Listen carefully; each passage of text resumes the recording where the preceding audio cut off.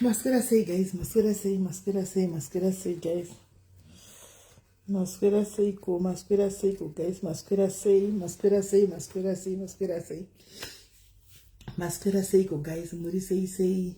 Esikani. Don't see gonna comments and you from the say. Where are the comments going? Ethel. My comments are from the say. All right. Masora seko guys aya nangoti nasisi sande kudai tingoti mwini timboti taure zvedu tigoenda kunopedzisa masande edu handitika guys ati timbotaura nenyaya pane nyaya iri kunetsa handitika iri kunzi ndo iri kuitika ku UK yemaCOS anyway rikanditi nezuro ndakatanga ndafonegwa nemukomana achiti isemnyaya iyoyi akaita girlfriend girlfriend yake kadididi akatogwazve ku UK ikiko ndobva ndazofonegwa nemwe mudhari wangu chai top front repano kanipona kuti ndogona mubata here hanimona ndobva ndifonera futi pana kati SIS MELLY nyaya internet kana ndine stress ndikati chi ndobva nditsanangurira kuti ndakatoregwa murume nemaCOS ndobva nditsanangurira zvakaitika ndonoti ndamutsvaga here auya ataurega nyaya yake kana comfortable ndine kumaCOS usakandifonera right antaenda munzwa first munzwa zvakaitika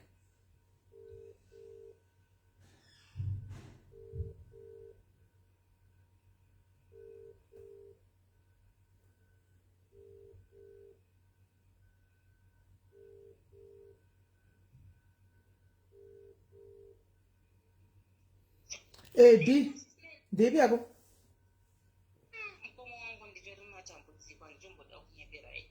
uchiri nestress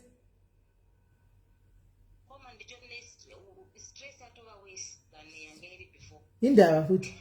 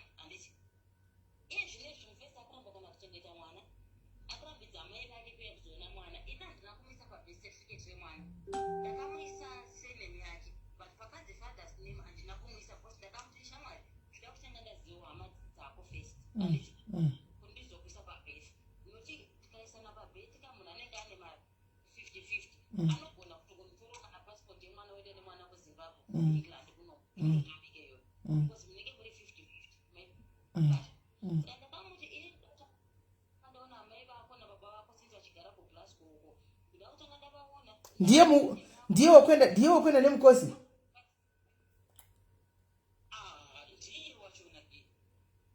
alright chireka tikozotikouguzanipetsera nyaya yako iyo iri kunesa yaitika yanhasi ndizvo zvindanditopinda palife ndiri palife saka ndiri kuda but iwawo sako palife ndiri kutaura newewe ndeugangu ndiri kutaura nyaya iyi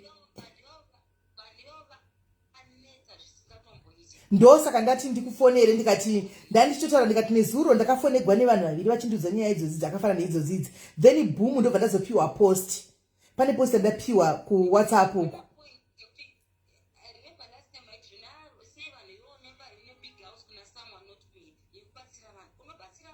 aiwa ndiri ndisingaziva ndinechiziva here indechiziva indechikutaurawo madhayari zangu tibatsirai ko ndagoziva here kuti ndo nyaya iripo dzinozoitika alright chiuya umbotaurawo nemadhayari usheye nyaya yako haudi kusheye nawo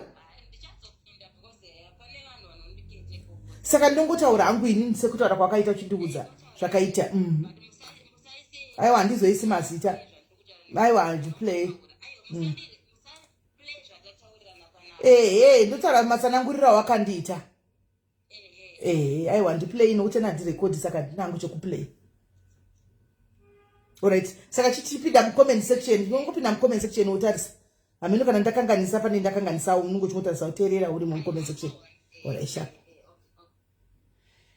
hey guys pakaipa right saka uyu ndo mumwe wedu wepano ushu uyu unoti iye handitika ndakambotaura panapa ini ende unotondipa mhosva guys nekuti ndakamboya pano ndikati madiaries kana vemakosi vachinge vatamburawo kunze uko vapiwewo pekugara.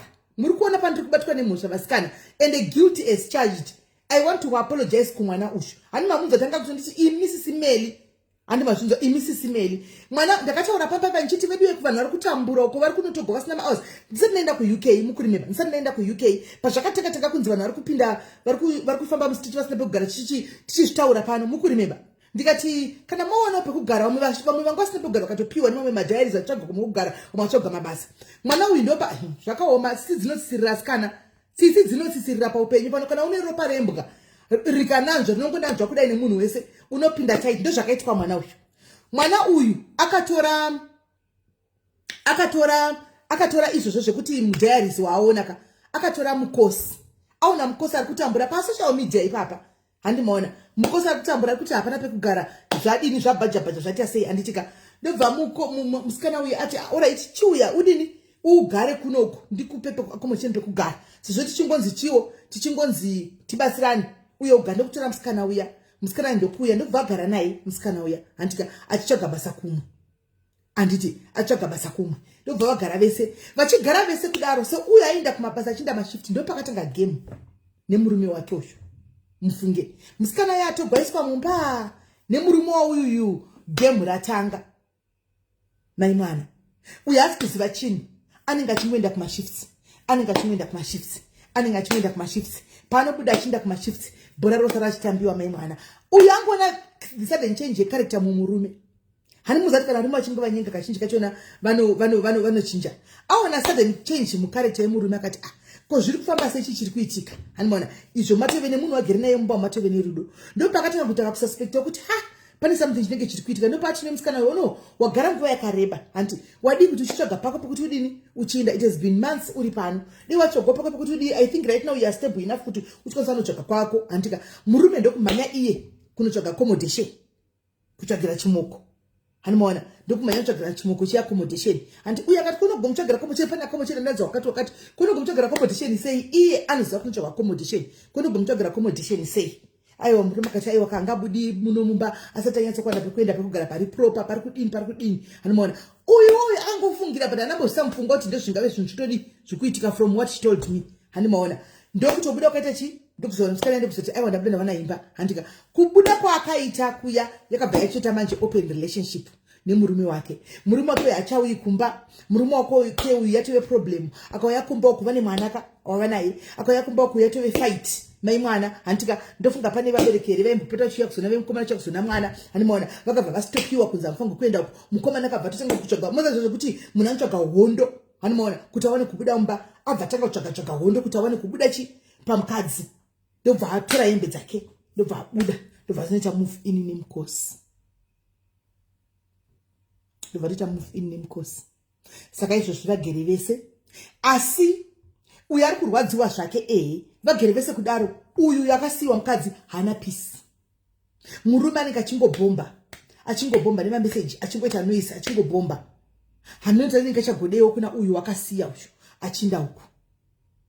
Saka unobva usvika kuperegwa kuti unenge uchiti tikubatsirawo vedu wei zvakanaka asi ndozvazvinozokuita zvinokudzokera back zvokuruma.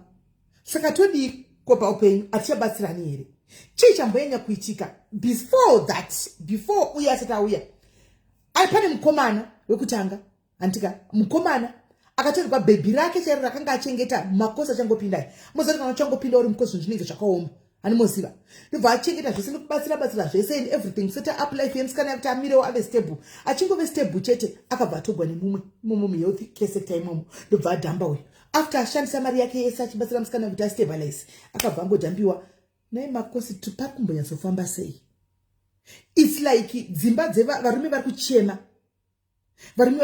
ndo nhasi pandazopiwa post maiona nditika post vamwe maiona kune vasina kuiona regai tidzokere papost tiverenge post munyatsonzwa. Hanimona zviri kuitika murume ushu ari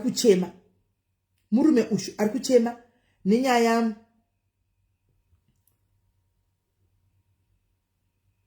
yakaitigwa nemukadzi handitika right chiteerai munzwe nyaya iyi matauriro ari kuita murume uyu anoti I am one of those men who helped madam to come to UK Sakeara. Pasina nguva I followed vana tikasiya kwa mai vake. Zveshuwa pane vamwe baba vamboti kuda mweya wenzvimbo. Andika amene ku group kwa zvanga discuss izvi. Andika tiri kumusha madam was sex crazy. Andika vakadzi vaya vanogora zveponde zvechikapa kapa bedroom. Andika vanoda bonde too much. Vane zemure wawa rembuzi pawawa. Amen. Vaida zvekuti semunhu aive self-employed. Ivo vari stay at home mom. Vaiti I don't give you lunch box. Dzoka udye kumba chikafu chinodziya. Wow. She was a lovely woman. Vari kuno ku Africa. Mukadzi murume aishandira. Madam aiti handisi lunch box ini. Unofanira kudzoka pane masikati ndindabika lunch yako. Handika vanika zati murume ari kupita lunch na 12 past 12 sadza riri kudziya kana chikafu chiri kudziya ani aidya chikafu chinodziya. Murume ari kunaretawo zvaitwa nemukadzi wake vachiri kuno ku Africa. Handika ndaiendawo ende vaimeka sure kuti tamborovana 1 before ndadzokera kubasi mumbota chi 1 round chikwiki chavo before vadzokera baba kutodza kuti mai vaive nesex nebonde vaita zvebonde vaida zvebonde. Handitika pamwe ndaitosiya mubetseri wangu webasa pagedhi ndichida maturuzi ndonzi ngatiite kwiki. Ndoda kuti munyetsonzwisa nditika ndibaba varitsanangura vonzi ngati mbosiya maturuzi tiite kwiki pagedhi mwakabira pagedhi. Handiti I loved my wife. I never cheated. We enjoyed each other. I remember taenda kurufu of your friend's mom usiku. We drove kuenda kukachisango and she wanted it. She was a humbly subservient woman. No problems at all. There was no reason to have a side woman. At times it was over the top, but as my wife, I'll just do it because if I turn her down, I wakupi. This side story is just to criticize how people admired us. Right. Then nemaCOS akavurwa. I helped her until she flew in.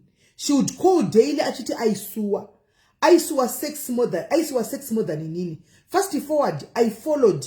Hana kuya ku airport janga zvatotanga I think. Hana kuya ku airport since I'm streetwise.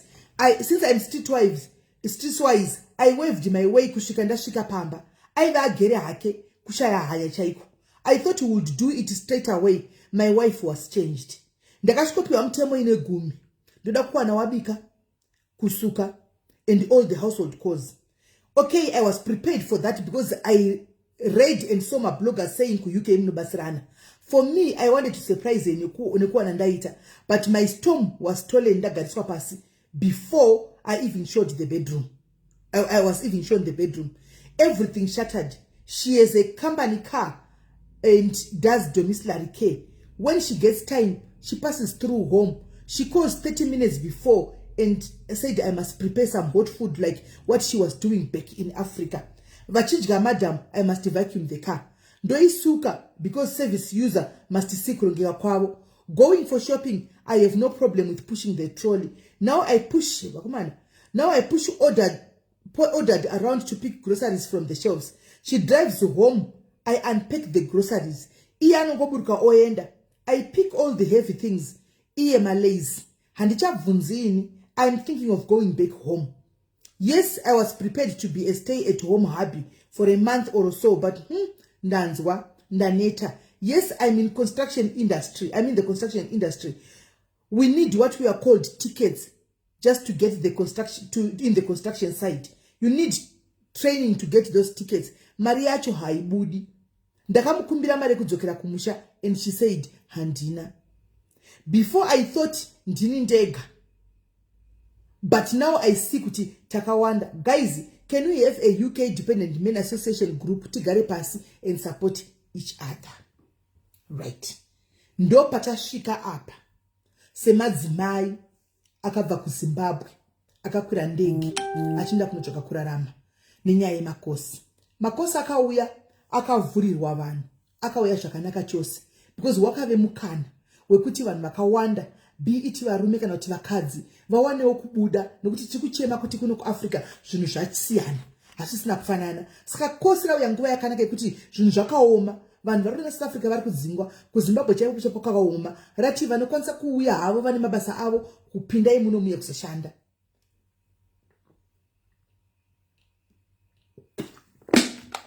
Wapinda mu Europe waenda kunoshanda mukadzi uyu from what the husband is saying I have no doubt kuti mukadzi uyu angari mukadzi akanaka, angari mukadzi aiteerera, angari mukadzi ane hunhu, angari mukadzi aida murume wake, angari mukadzi airespekta murume wake.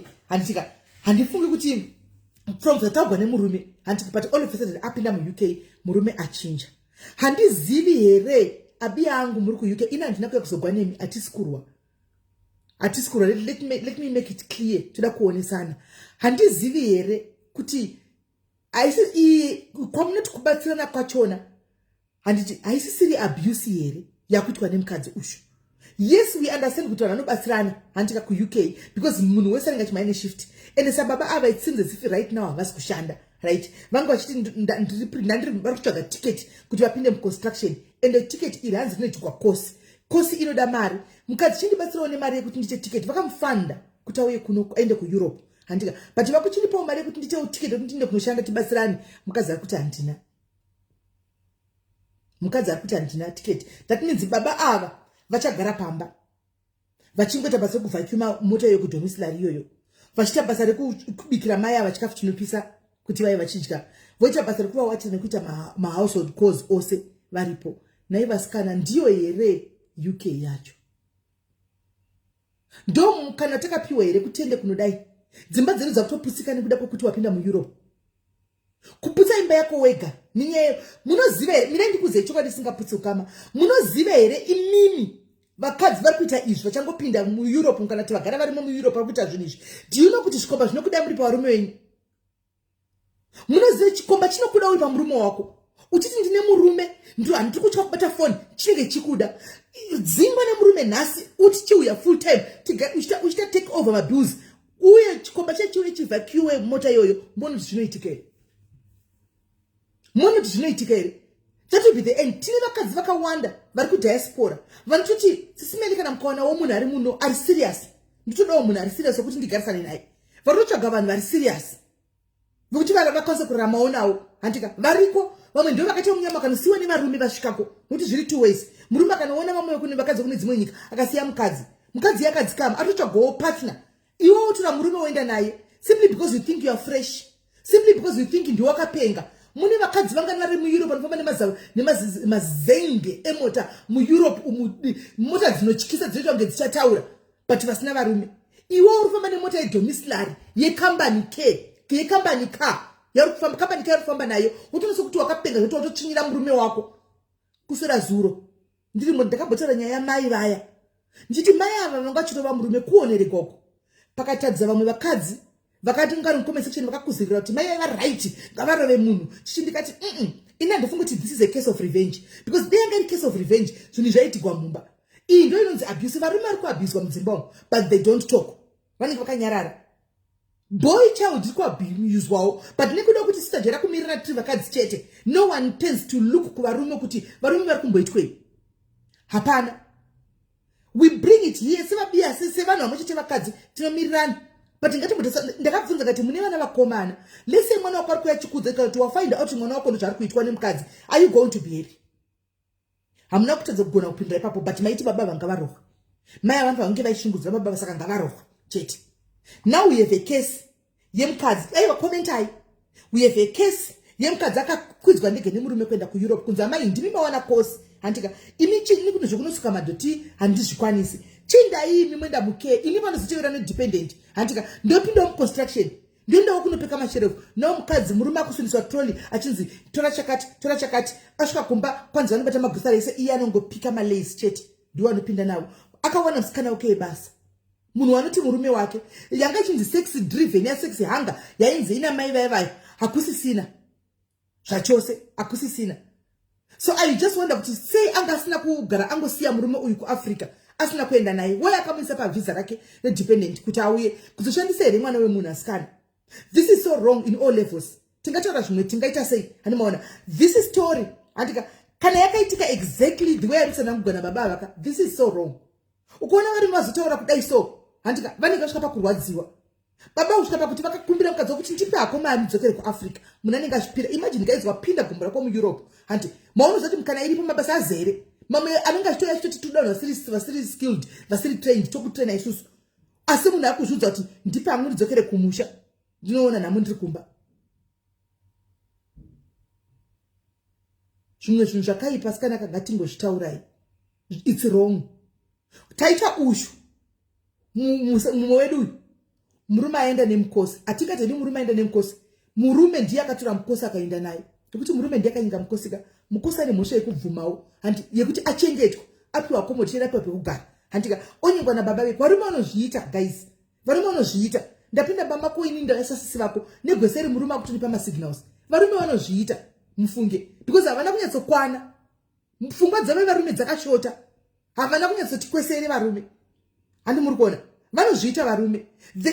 Ronga tomupa mukadzi unobvuma sei pane munhu akakuchengeta. Unobvuma sei kuti unyengwe nemurume wamai ava mai vakakuunza pa accommodation usina pekugara uchitambura muEurope. Unobvuma sei kuvata nemurume wavo. Unobvuma sei kuvata nemurume wavo. You see?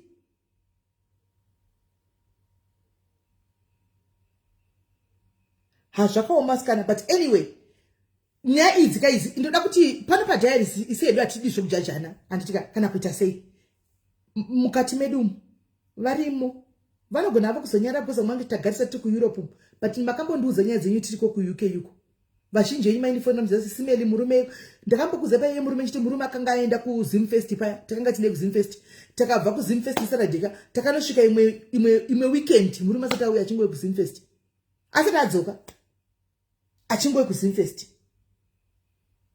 kuri kuti akasangana neumwe munhu akaenda nawo naye but munoziva zvazvinoita manje ndezvekudai so tiri uri kuEurope ikoko handiti one day hakusi kunyika kwenyu kure zvokuti uchada rubatsiro rwevanhu ava nyaya dzakadai dzichibuda ndiana chabatsira mumwe ndiana chabatsira mumwe anotsvaga basa sei handiti kuri kutsvagwa kunodiwa here madzima training kuno training kungoti kana musanganda sendi zvinhu zvekuEurope zvinonetsa ndikusanangurirei you go for training handiti ndiye kuti nechilipo mari training mukadzi kuti handina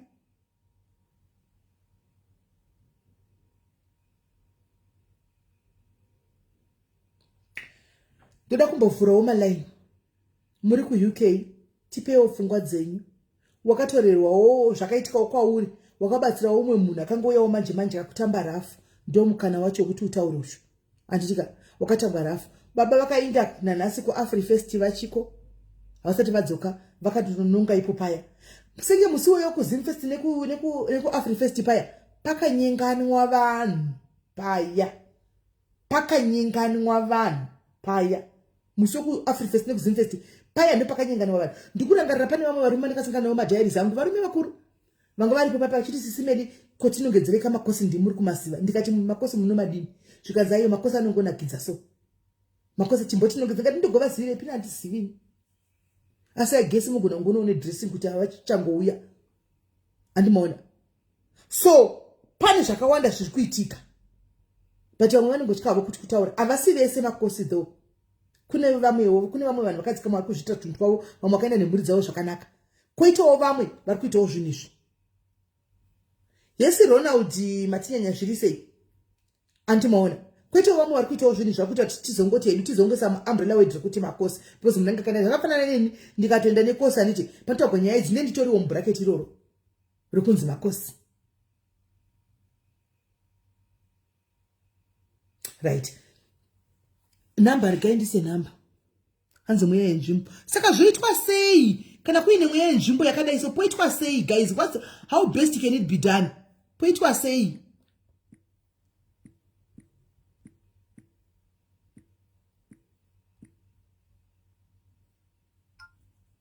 ndichagoiona namba yacho namba yanchaiona naipana angandipinirawo here namba mucomment section mbeya kuendipi chokati mapudzano kune vasina hari maumuwa murume achiti kwanza ndakanambovira ndakahurira mukadzi ndiye wotohura mai mwana une murume asingatohuri zvako iwe ndiwo wohurira mukadzi murume maininika ina ndirini mimi ndaigara pasi ndakushawa namba yangu guys makomenzi asi kubuda tonyorazve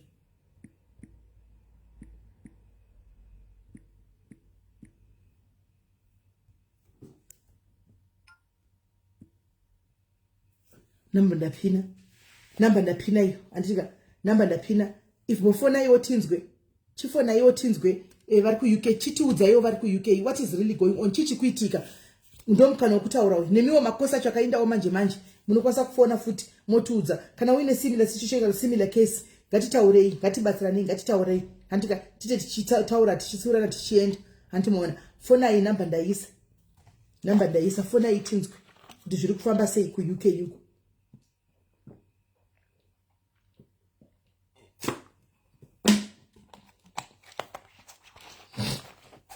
fonai tinzwe kuti zvitono zviri kufamba sei ku-UK yuko fonai tinzwe kuti chii chiri kuitika like zvamboenye kuita seibo saka are you telling us kuti mamarriages anofanira kutosvika achifa mamarriage akona anofanira kutofa kana vanhu vachinge vaenda ku-UK ndizvo ko sei varume musingagoni kuisa zvinhu zvenyu mubhurugwa kuti udzikame nemukadzi wako wakakwira naye ndege kana naye kueurope ikoko mudzikame mese koko muite life pamwe chete chii chiri kunetsa naye hanzvadzi dzenyu tikupaiwo mukana naso kuti mutaure chii chanetsa kueurope kuti musvike pakuti makuda kumhanyisana nevamwe vakadzi muchiita sei asi mukadzi wako naye anoenda kubasa munobatsirana kumba problem iri pachii where is the problem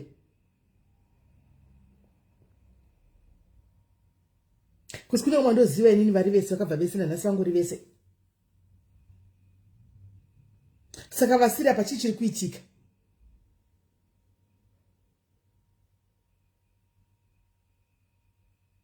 fona ichinzweka vari kudiaspora uyo atumira aid handisi kuaida muri kuita zvokufona because inenge itonetsana handisi kuona makomenti saka inenge itonetsawo zvayo kudhara inonzi network ndikazoda zvokuaida aid anogona fona ichinzwe zvo kana mukazoroyiwa munoti kudi marume vakadzi ava vakazoenda kun'anga kunobata mushonga munoti chii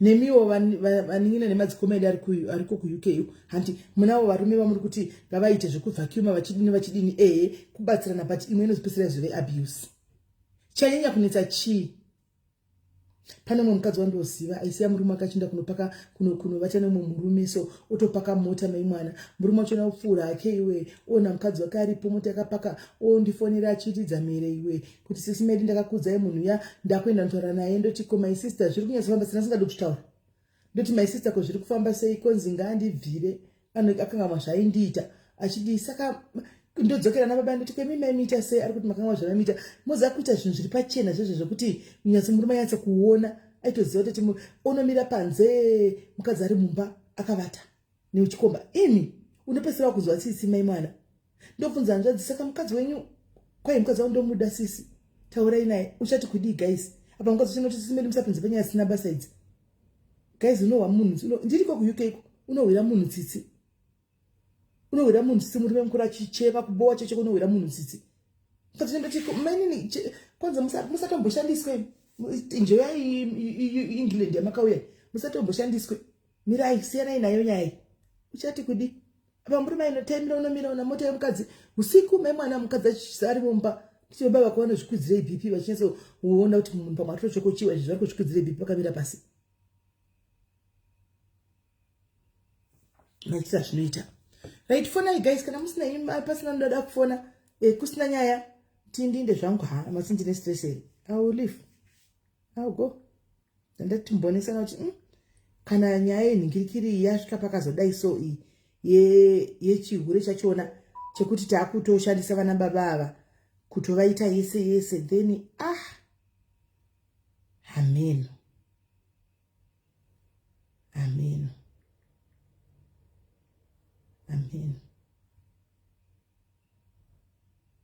usho pakutoshandisa kuvaita yese right. Hello my sister. Hello. Yes murise SIS MELLY. ndiri right murise Tiri right. Tiri right.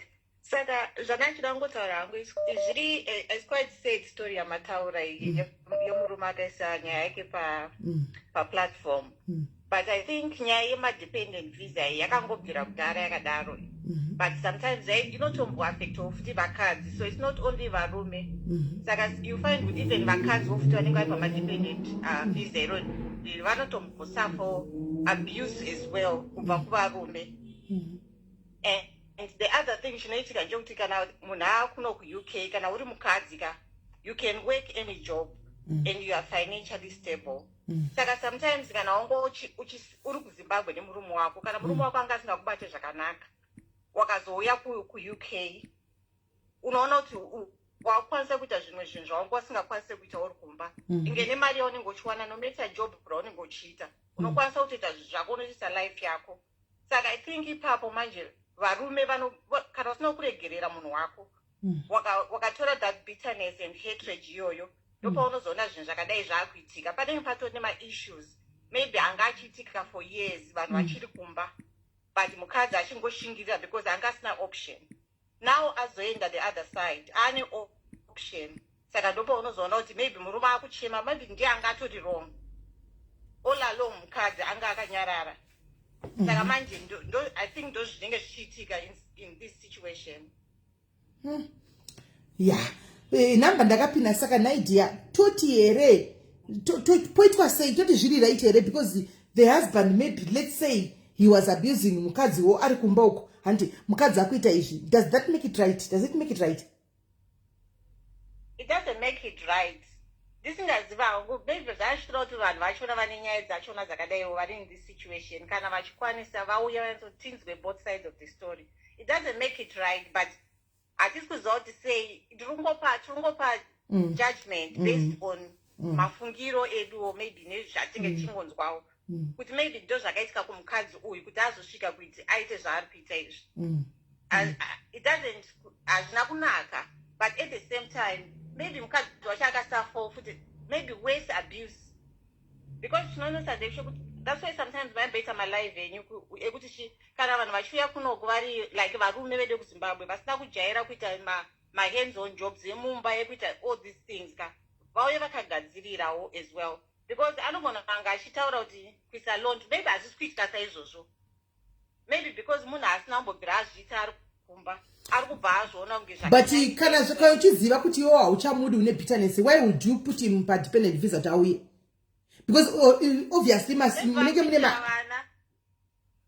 maybe vari kuitira vana, because pastori vantameshina kuti vane vana, maybe vakazviitira vana kuti ningirikini vana vangoya nababa wavo, because ndine somebody akaita zvema-dependent visa izvo zvizvi, but because murume airamba kusaina, handizive zvekusaina zviri kuitwa kuti munhu azouya nevana. Saka maybe panenge hatinatsoziva kuti zvinhu zvacho zviri kumbonyanya kufamba sei, but it seems like vanhu vanenge vatogara vasingatowiririrani, vachingoitira kumanikidza for reasons they know kuti zvinhu zvingoita hameno.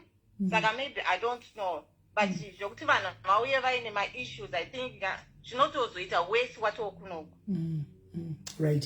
Thank you very much Kola getting bonza vamwe. Thank you nimuona. Hakuna vanhu vekugadzirisa, hakuna ana tete, hakuna. Saka munenge mangotu munhu anenge angoita yake yaanongoita. All right. Saka marriage kana yakatongoya yakasheka percentage yekuti inotongobreaka ka yakatokura. Amen. Yeah. Thank you very much Kola gatimbonzwa vamwe. Pakaipa. Now I'm getting also people from the UK who are giving us their thoughts, pfungwa dzavo kuti chinzo zviri kuita sei, zviri kufambawo sei, nevaka vari kusangana nemasituations akadai. So please itai kuti munhingirire, mufone, tinzwe kana makasangana nemadambudziko akafanana newaya ekuti baba vauya kunovanetsa nati mai vauya kunovanetsa. Amen. Tinzwe. Hello dear. Hello SIS MELLY murisei. Mushe murisei. Nyaya yatangira pakati ndangosvikawo I think manga pakati penyaya. But one thing that I want to let you guys know is, one, mu UK hamuna maid SIS MELLY. Hakuna chinhu chinonzi maid.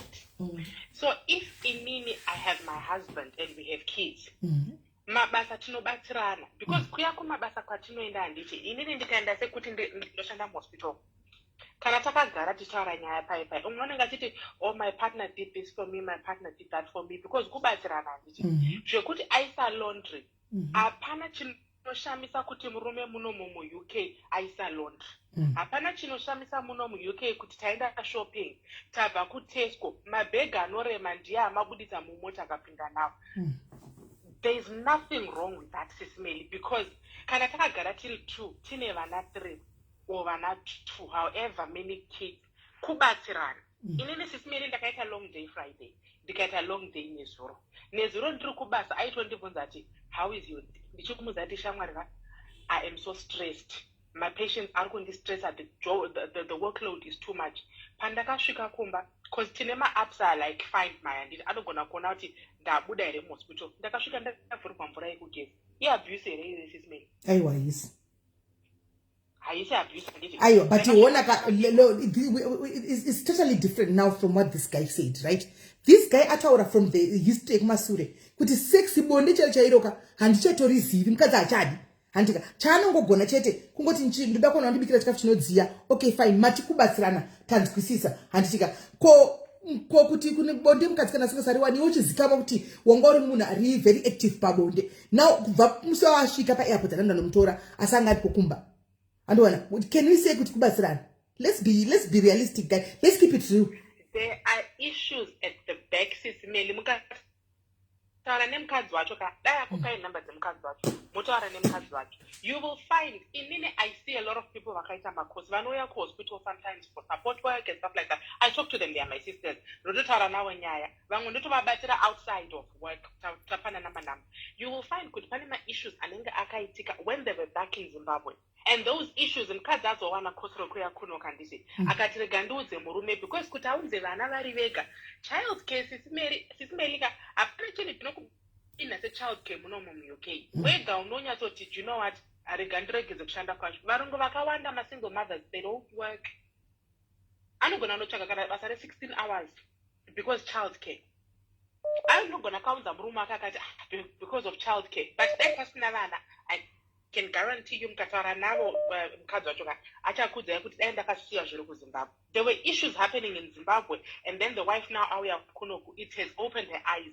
Akaona kuti no, zvaitika zvakati pamwe anga asingashandi being under the husband like zvezvo kuti kune vamwe vakadzi Zimbabwe kuti havashandi havaite anything, vanobhuliwa vanobhuriwa vanotukwa vanoitwa sei kuZimbabwe and you can't move because of what the society will say.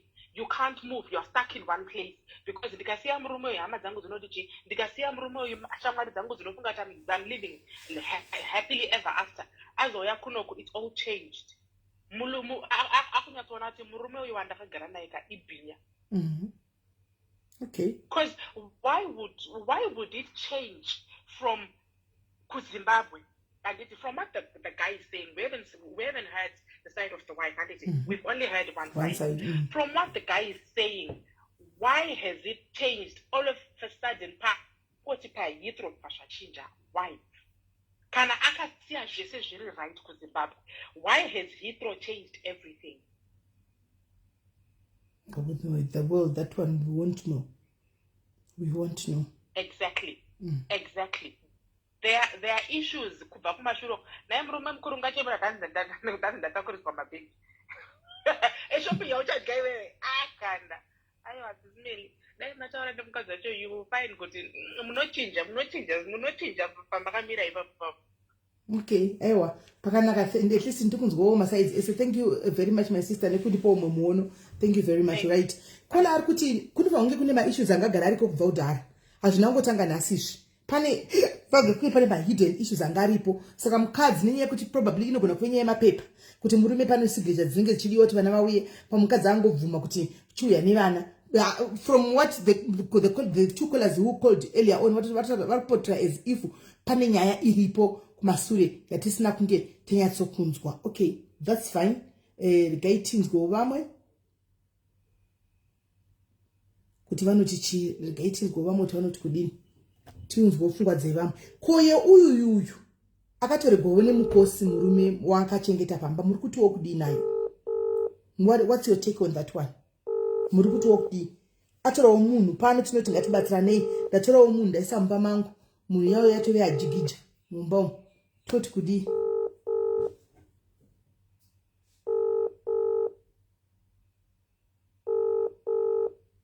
hanzi neumwe mucomment section pafoni andiri kuona iyi kana wabva kushift zvebonde ratove drama. Saka are you telling me guys kuti imimi vanhu mese varume venyu havachazibondeka nenyaya yekuti mese munogara muri kumashiftika? Guys, come on, musadaro. So ngative honest guys, musadaro. Saka varume venyu havachatopiwi bonde just because muri kubva kumashifti makaneta every day. Saka mbarigei havo zvevanyenge, varigei vanyenge vasikana. Ndiri kunyepa we kana yangu yekuti shift kai nokuti munoenda kumashifti every day and every day uchongoya wakaneta. Saka that means bonde hapana every day, hati ndizvo? Saka varigei havo vanyenge kamakosi achiri kuvhurawo makumba ari kuvapaka. Saka muri kuvashorerei? Vachangobva kuZimbabwe makosi avachiri kuziva kuti aiwa murume unopuwa chondakaneta ndinongomupawo pashoma ipapo. Zvino actually mimi nanga bvati kwanzi especially care home shift inorwadza. Saka zvebonde satida iwa bonde varume ngawapuwa vasikana iwa bonde varume demand ibonde puwa ibonde. Kana musiri kuda marume chindaini kumakosi aiwa. Kana vakadzi venyu vasikuda kupa ibonde svika shift inorwadza indaini kumakosi. Kana makosi ari kukupa indaini munopuwa ikoko na ini tingati kudii? Tingati chino kuti murume unenge achida bonde ima musi kuda nemabota achona. Saka varume vamonda kuvafikisa wedi voputika here? Vanoputika kavodini? Hazvisi everyday Lucinda, hazvina kumbonzi everyday. Hazvina kumbonzi everyday, but imi muri kuti shift inogwadza. Handika that means inorodza everyday panoda kubasa. Saka chero murume akachindipowo ka 2 per week hazviiti nokuti unenge uchigwadziwa. Bonde unenge wakaneta.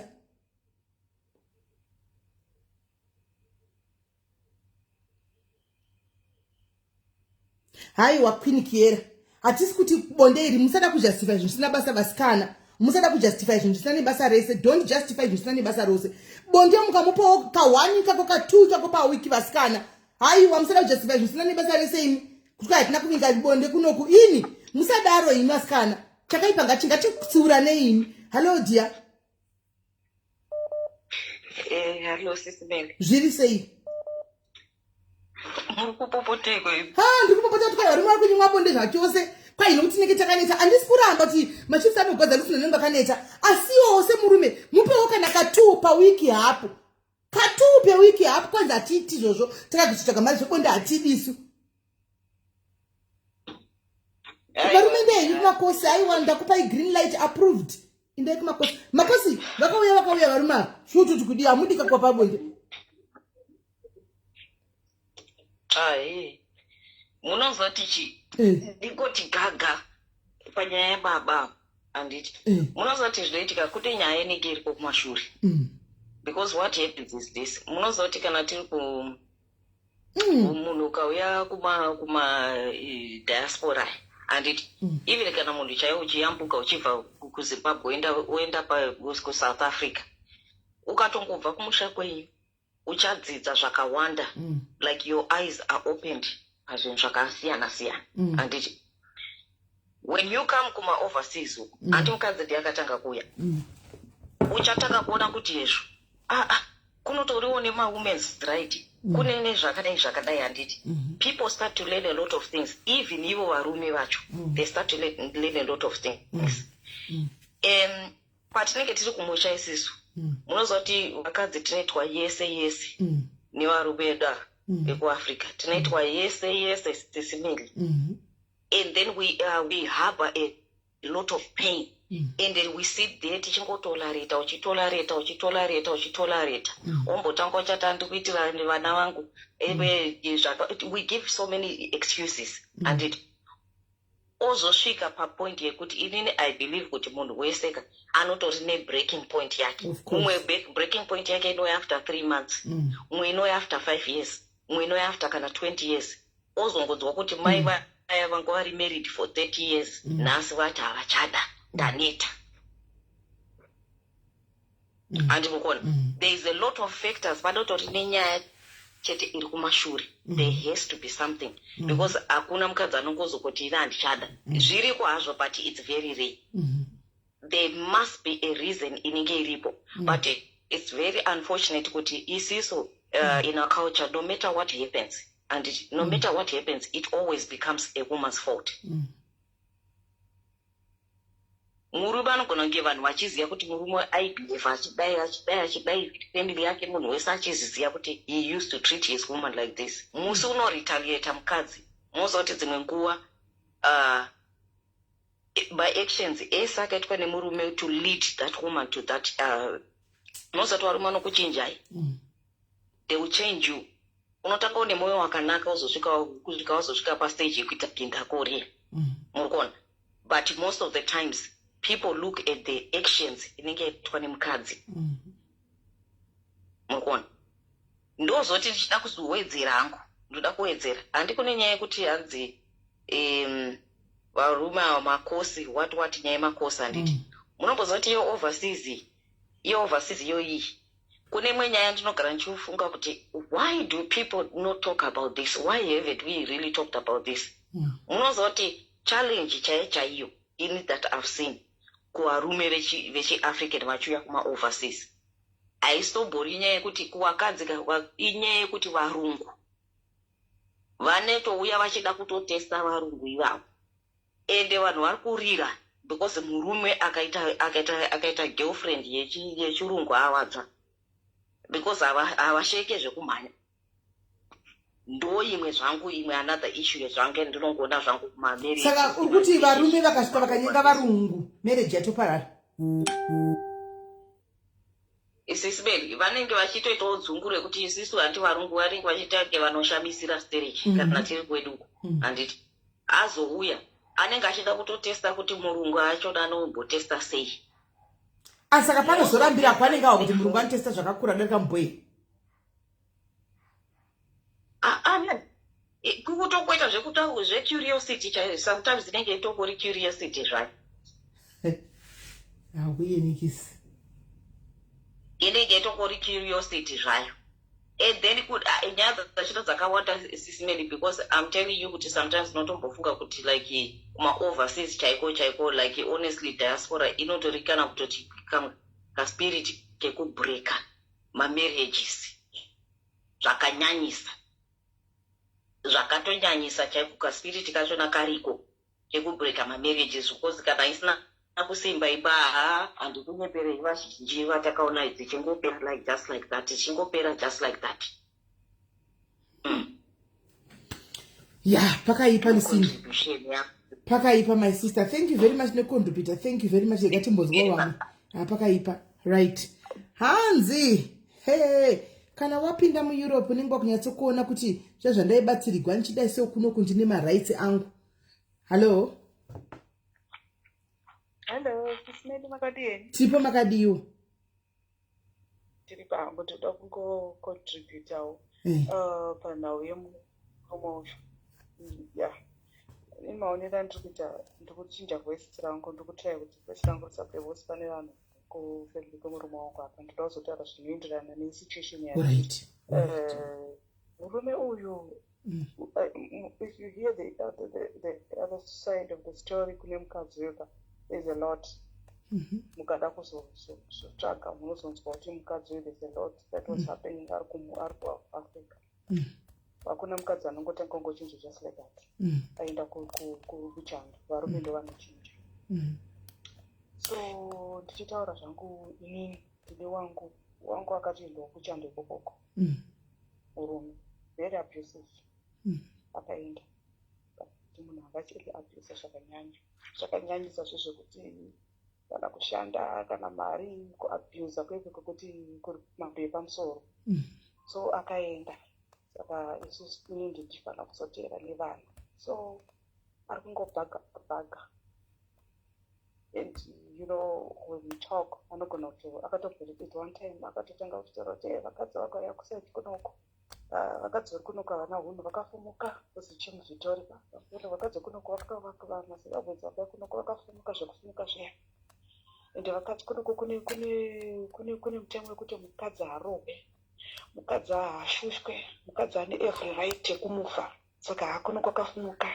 So achinditaura kudaro ndakanyatsoona kuti he doesn't want me to come because anozoti titaenda ikoko kana nekuti abvisa kwaanoita ari kutyira kuti ndikaenda ikoko ndinomusiya. Saka it's just changing things enda kutanga kugadzira mapepa zvakazoti regai tozozvona next year. It's just pushing things. And pane pamwe pokuti if you talk handiti anototanga you never atipedze the conversation asina kumishina nyaya yekuti vakadzi mazimbabwenzi vaite vakaya kunoko anokusiya munhu anobva akusiya because pane pandakazomutaura kuti munhu haangosiyiwika pasina zvavakuita munhu haungosiye munhu because inini ndiriwo mumwe wacho vanoabhuswa ndine nyaya yekunzi kuenda kubasa zvikanzi an example wekuti munhu ngochimutaura kuti usaende kubasa uko munhu oramba achienda kubasa ikokoko ndikati patikana vanhu vari kuchanda handiti kubatsirana munge muchitobatsirana akaivhinikana muri Yes, Mary Gold, kuti mentality yake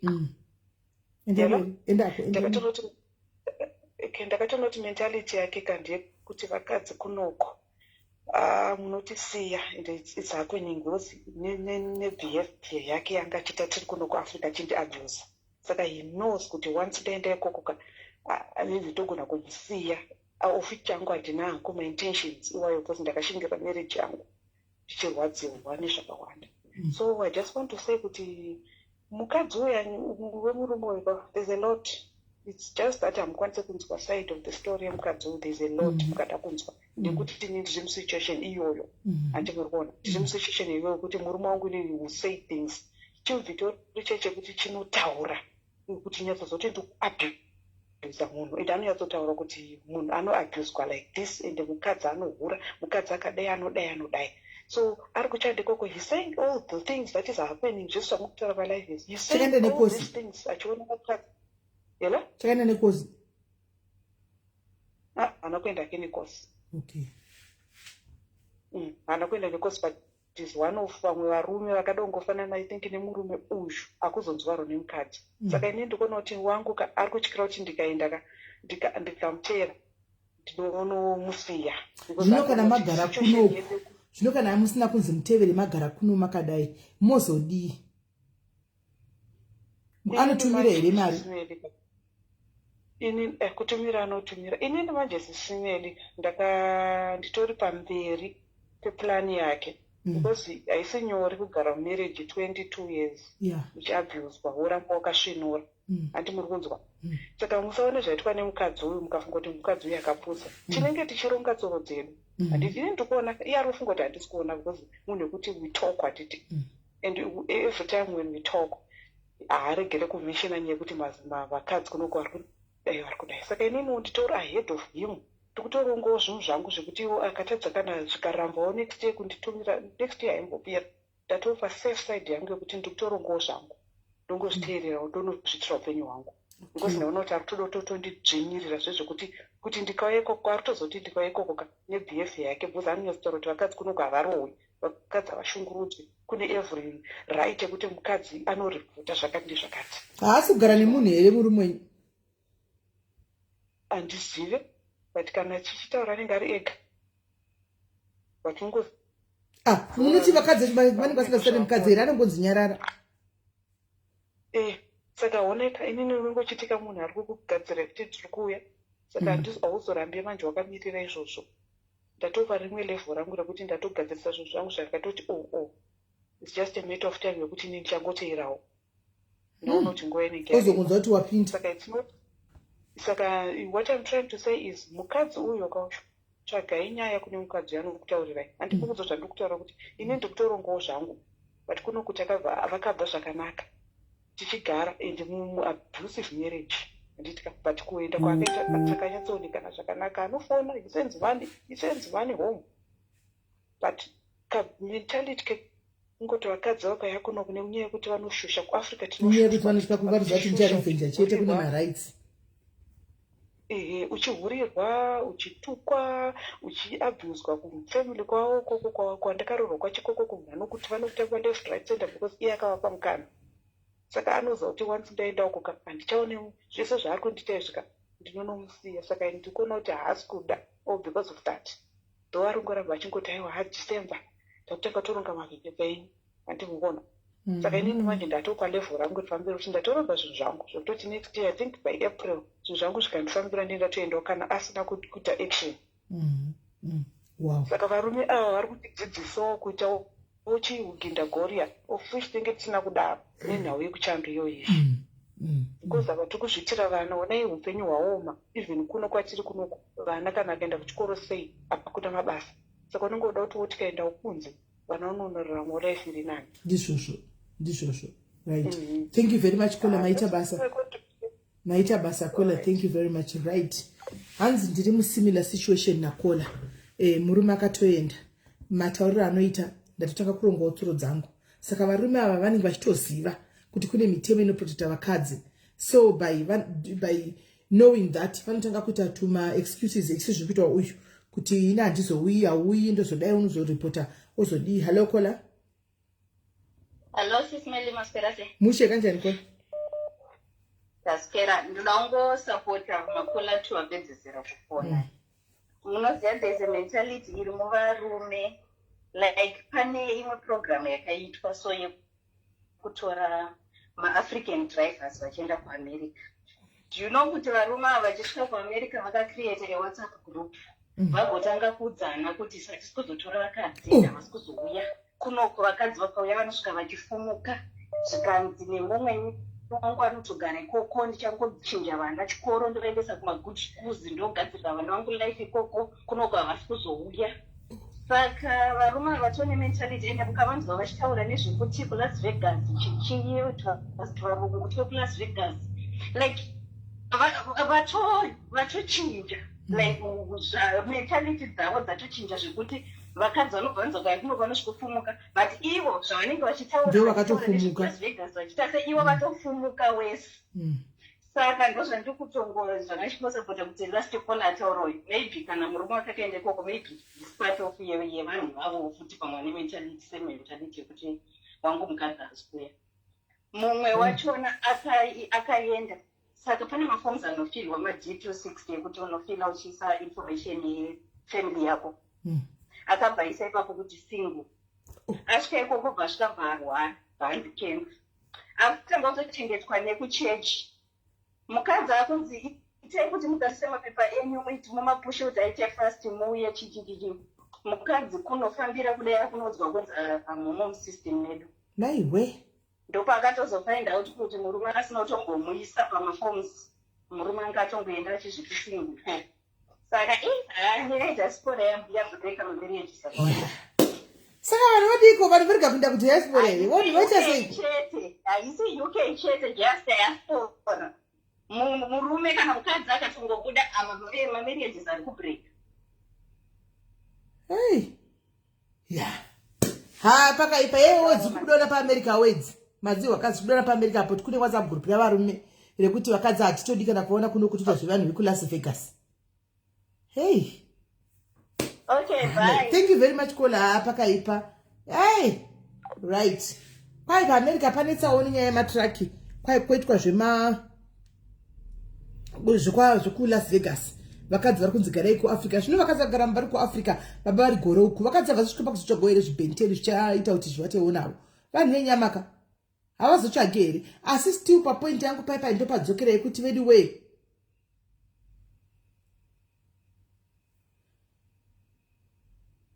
Yekuti vedi weka hatidi kusara tichepera varume vapei bonde. Varume vapei bonde hatidi kunyepa varume vapei bonde. Tingataura zvimwe vedi we varume vapei bonde. Tingataura zvimwe vedi varume wana ungu wekupo varume venyu bonde. Hello. Hello. Yes Kola. Just right muse. SIS MELLY inini ndinoda kucontributa panyaya muritaura nezvayo. Inini ndiri vamwe vanhu vakapinda musituation yamuritaura nezvayo SIS MELLY. And tikatozosiyana problem inoitika muSIS MELLY ndeyekuti vanhu vanokurumidza kuda kuzoblama munhu azogiva up kwekupedzisira. But chakaita kuti mukadzi uyo achinje vanhu havazvicherechedzi. Chinonetsa ndechekuti culture yedu as Africans tinonatsurudza kukanganisa kwevarume, asi vakadzi hatibvumirwi tofanira kungogamuchira zvese. Inini SIS MELLY ndakabva kuZimbabwe ndakauya kunoku ndakaudza murume wangu inini he was abusive, even tanga tiri kuZimbabwe very abusive, anything that you can think of. Chinhu chandakatozonzwisisa ndauya kunoku pane vanhu vanonzi vane narcissistic behaviors. Ndo pandakazove so convinced that my husband was a narcissist. and he was everything. The grades he could beat me, he could do anything. I wasn't allowed to speak to anybody. He would keep secluding me, he would track me everywhere, he would record everything. Like anything that you can think of, I was tortured and I lost myself along the way. Zimbabwe, I was 14 years in marriage. Anyway, I'm doing this for my children. And also, I'm not saying but as Christians, sometimes we don't realize that lose along the way. Someone is going through depression. But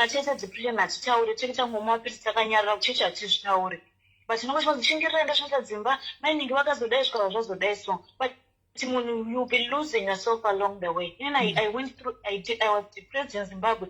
I have medication, and then I'm trying, acha chinja or maybe nekuchinengeta chinja lyrics then geographical setup aichinje munhu zvari ndizvo zvaari tanga asingachangokwanisa kuita control chete because kunonetsa kurova munhu but he would torture you left right and center tapedza ipapo mozosiya SIS MELLY chakazoita kuti nditi inini this I can't handle this takuda kutora vana vedu anga asingadi kuti titore vana achida kuti vana varambe vari kuZimbabwe and we argued a lot about that. And the other thing is tichitori kuZimbabwe kwacho for those 14 years, they don't even amount to 2 years. Angari munhu wekuti anosika transfer unoshandira kwarare uchigara somewhere nevana, like that kind of a bachelor husband, sort of. He wants to be bachelor, he wants to be married, kind of. That's the way he was.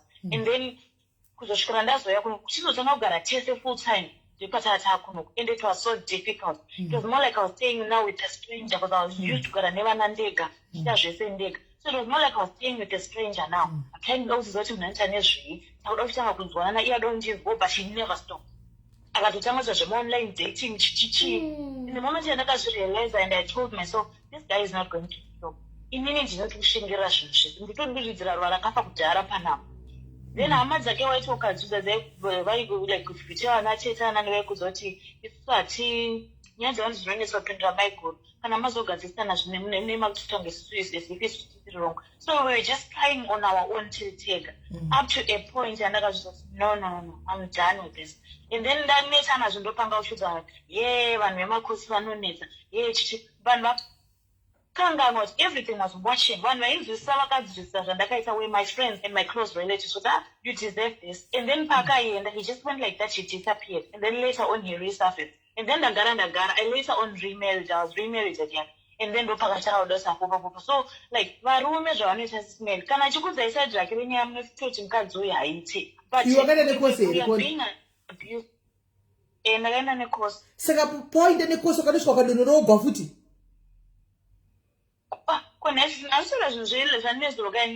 I've been here for 4 years. Kosi rakatanga rini? Sidwele kana manesa nemaCOS SIS MELLY. Oh, rinesi, all right. Ingori wedge kuti course, ingori wedge kuti course rango abuswa these days, but it's like when I change my skill because could I am the certificate of sponsorship. So now it's just being abused because they run like Razara. You get my point? Okay. So when SIS MELLY, they can be something and they will change you. You know, when I got married, I was very young and very naive and you know, I could go to church and then like when you went, look at realize I was just like that. I lost confidence. Second read through me my situation. Like I was trying to rebuild myself. Even now, I'm still trying to recover from what happened, the traumas I went through. So varume vano abuse SIS MELLY, but azvioneke because nation just varume, of which is not normal. So you would be surprised if you speak to his wife because vakadzi, they are being abused and no one is taking note. And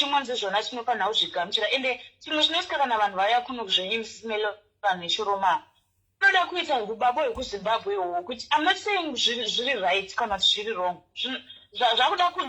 kunzwisisa kuti ndikunzwisisa mwangu kuti ari kuswera akamira for 12 hours probably iwo hausati wakushanda kana kuti unoshanda mabasa ari flexible but vanhu zvavanozoita manje wauya simeli zvitsitsino zviri kuita kurwadza zvekuti watadza kusvika munhu ari kuaswera pamba ari kusvika achikuudza kuti ndine nzara and now iwo wakufanira kumira kuchibika which is okay kubikira murume wako I wouldn't want to say it's wrong but ndemwe yekuti kana munhu achida kukufikisa sesimeni anokuitira zvinhu zvekuti ushamusika kuti akavedo zviri kwena now because I've got a different person ndobva kuti something can be different you can actually enjoy marriage like zvinhu zvakadai zvinoita kuti murume atokubikira atokupikira ntoku like unotowachirwa nemurume atokuainira but kune vamwe varume vokuti mukanzwa kuti munin'ina wenyu ari kuitwa zvimushamusika kuti nhaye bamini zvaita sei varume they can exactly of which is okay ndozvavari but they should adjust sometimes not everything but some but izvozvo ndozvimwe zvinokonzeresa one wauya uri kunomboita muzere yako yekuzimbabwe autombozwa kuti uya kwawakaita ndakati mwari akasachinja panhu tokutosiya autombozwa kuti nditori patambo futi iwe wotouya wotangako wotopfuurira mberi eventually ndinosvika pabreaking point yamborewana call ndozoti ndakuzvisiya vanhu votona makosi but it's not about course ibehavior yemunhu yanenge agara nayo yaari kutadza kuda kuchinja kwairi yaari kuda kusimudza kubva nayo kuzimbabwe kuya nayo kuno of she doesn't work like that right no I hear you ne-blame shifting simele kuti munhu ada kushifta blame because mukadzi ndiyazoti ainangu ndonongesinga because kune varume vasingakuzoti havakude he says what he wants about you everything that you can think of kuti ninju kuti kukutuka kukurova zvaunoziva kuti zvazvitona munhu anondida but hakuudzi then ivo havakwanise kukuramba first anenge akamira kuti iwo achikupusha achikuti iwo usvike pakuti handichada wazoti hauchada kuti ange ndiwe benzi asi munhu anga agara asingadi but asiri kutaura you get my point so zvinhu zvacho zvinonetsa simei zvemakosi but chino chanongodza ndechekuti kana murume agara riri benzi kuzimbabwe usafungoti chero ukaenda kujoni vantu ukaenda kustate ukaenda kuaustralia vantu kuya kuno kuuk zvinochinja zvatori ndizvo zvatori izvozvo right thank you very much caller thank you caller thank you hapakaipa hanzi nachera musoni murume chero akahura tozviziva izvozvo kuti murume chero kadini harigi kubuda that was not the issue yekuti murume kana ukadai chatiri kuti ipai varume bonde tiri kutaurira on a basis yekuti vari kuti tinenge takanenda chibva kumashifti saka tisi kupa bonde pakupedzisira murume uya ozonyenga vamwe vemakosi ndopandabvunza kuti why muri kudaro zvikanzi because tinobva takaneta everyday ndikati aiwa but wanawo 2 days dzaunomupawo kana pavhiki handiti yekuti murume akanyenga nobuda itagara toiziva toitaura pana everyday wani kuti murume chero kamutira style yekumira nemusoro makumba ari mudenga wakavhura kudai anongoti achitopedza papachina kunonyenga panext door but munhu ane murume wake ari kugara kuuk muri kugara mamenyu zvakanaka nemurume wako chero shifti chirwadza sei handika asi ungazopedza vhiki usina kumbomupawo here ka1 kana achida nekuti kwaenda kwaza neshifti pai varume wenyu bonde chinhu chinoora icho mukasapa varume wenyu halo kola ndiri right kola uri sei tikukunzwa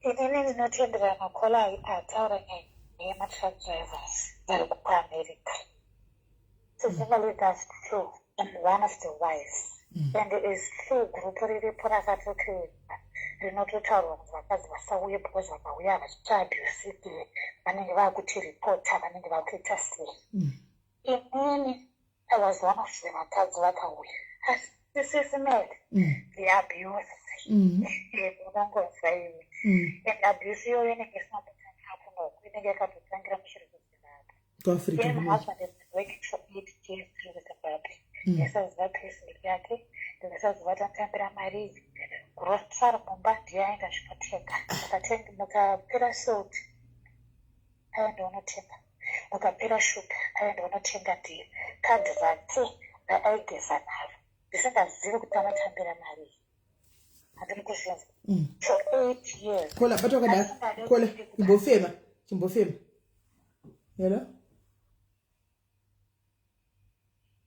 hello uye mushe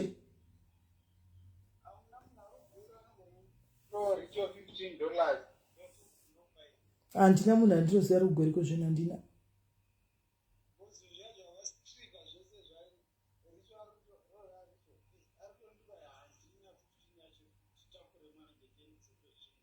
handina munhu wekuti zvino ndingataura naniko zvino zvari kugwera ari paground handinangu.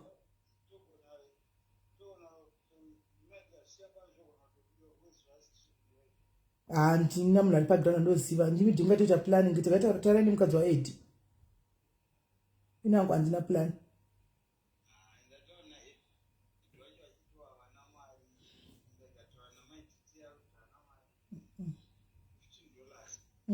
Inangu handina plan. Taura ina fine.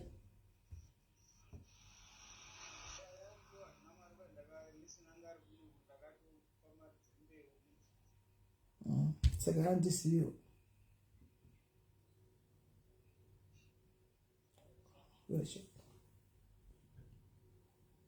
Right, where is my caller? Ndamuti ngafeme, right? Ndamuti ngafeme. Eti muzosiya.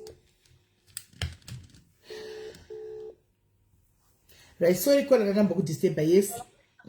Wabofema ka? It's a ndambofema. It's a case smell. Vamwe teshotara kati neshungu mumoyo.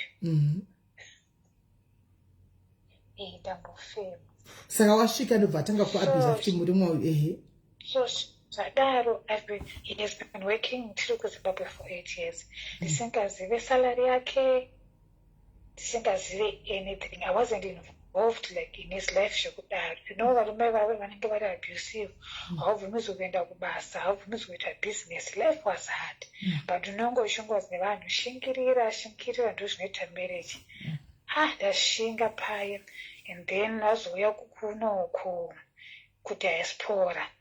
And then ini ndobva ndazoteverawo. Ndatevera SIS MELLY. The issue now is kuti hauna chaunogona kuita kana kutaura. Unongo uchitonzi ndakatokuitira favor kuti uye kunoko. Vakadzi vakawanda havana kutomboya kunoko, varume vavo vachitombovaudza. So it kind of forces you to submit to the abuse. All in the name yekuti ndakakonza kudiaspora. You see. So the fact that ndakakonza kudiaspora, you have to contribute on rent, you have to contribute on groceries, you have to contribute on school fees dzevana, you have to do ABCD. Zvekuti unosara usina kana set. Yake mara ninga chisedi. Yake manje ipapo ndo paanenge akuchida kutaura nekuti ndakuno ndatambira mari yakati but itori shoma, yes, this and that. And I'm like, no, you don't have to explain to me about your finances. For the past 8 years, we've never done that, and I was okay with that. But now it's still Paul, I think it's still unfair on you. Yeah. It's still unfair on you because now kana uchiti wana kuti badara zvese everything now oda kukudza mari kuti handidi kuinzwa. Saka iyo ngosara nemari yake yako yese yapera.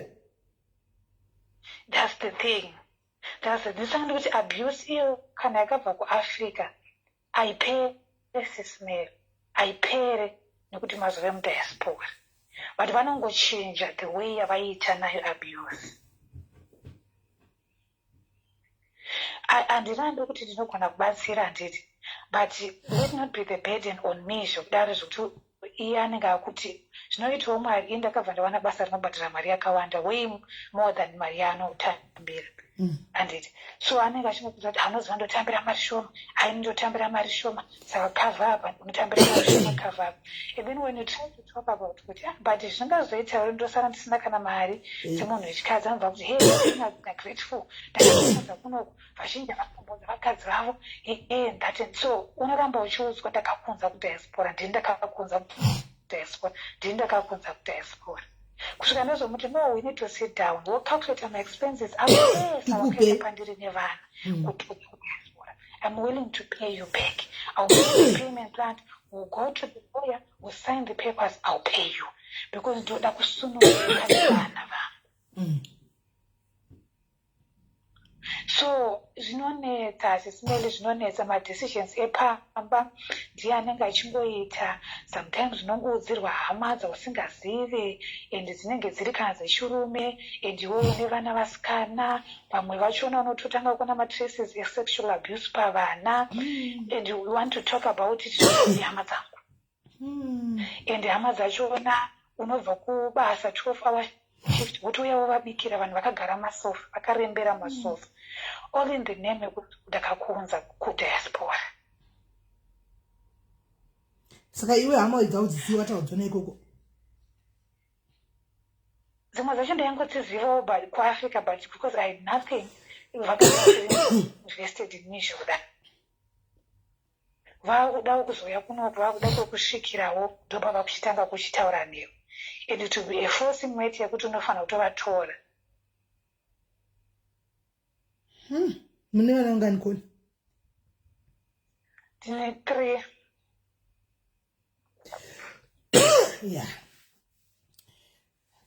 Wakana. And kuda kuchikonzwa hama dzechirume dzimwe dzawasingazivi.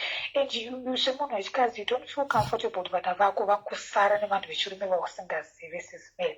Vana vanoabuswa. Vamwe vanhu ma-sex addicts and stuff. You don't even know them zvekudaro. Ko kuti uudze varume ava kuti mubiki hazviti. Hatisikuzwa. Kuti uudze varume ava kuti ndakwana mabiki hazviti.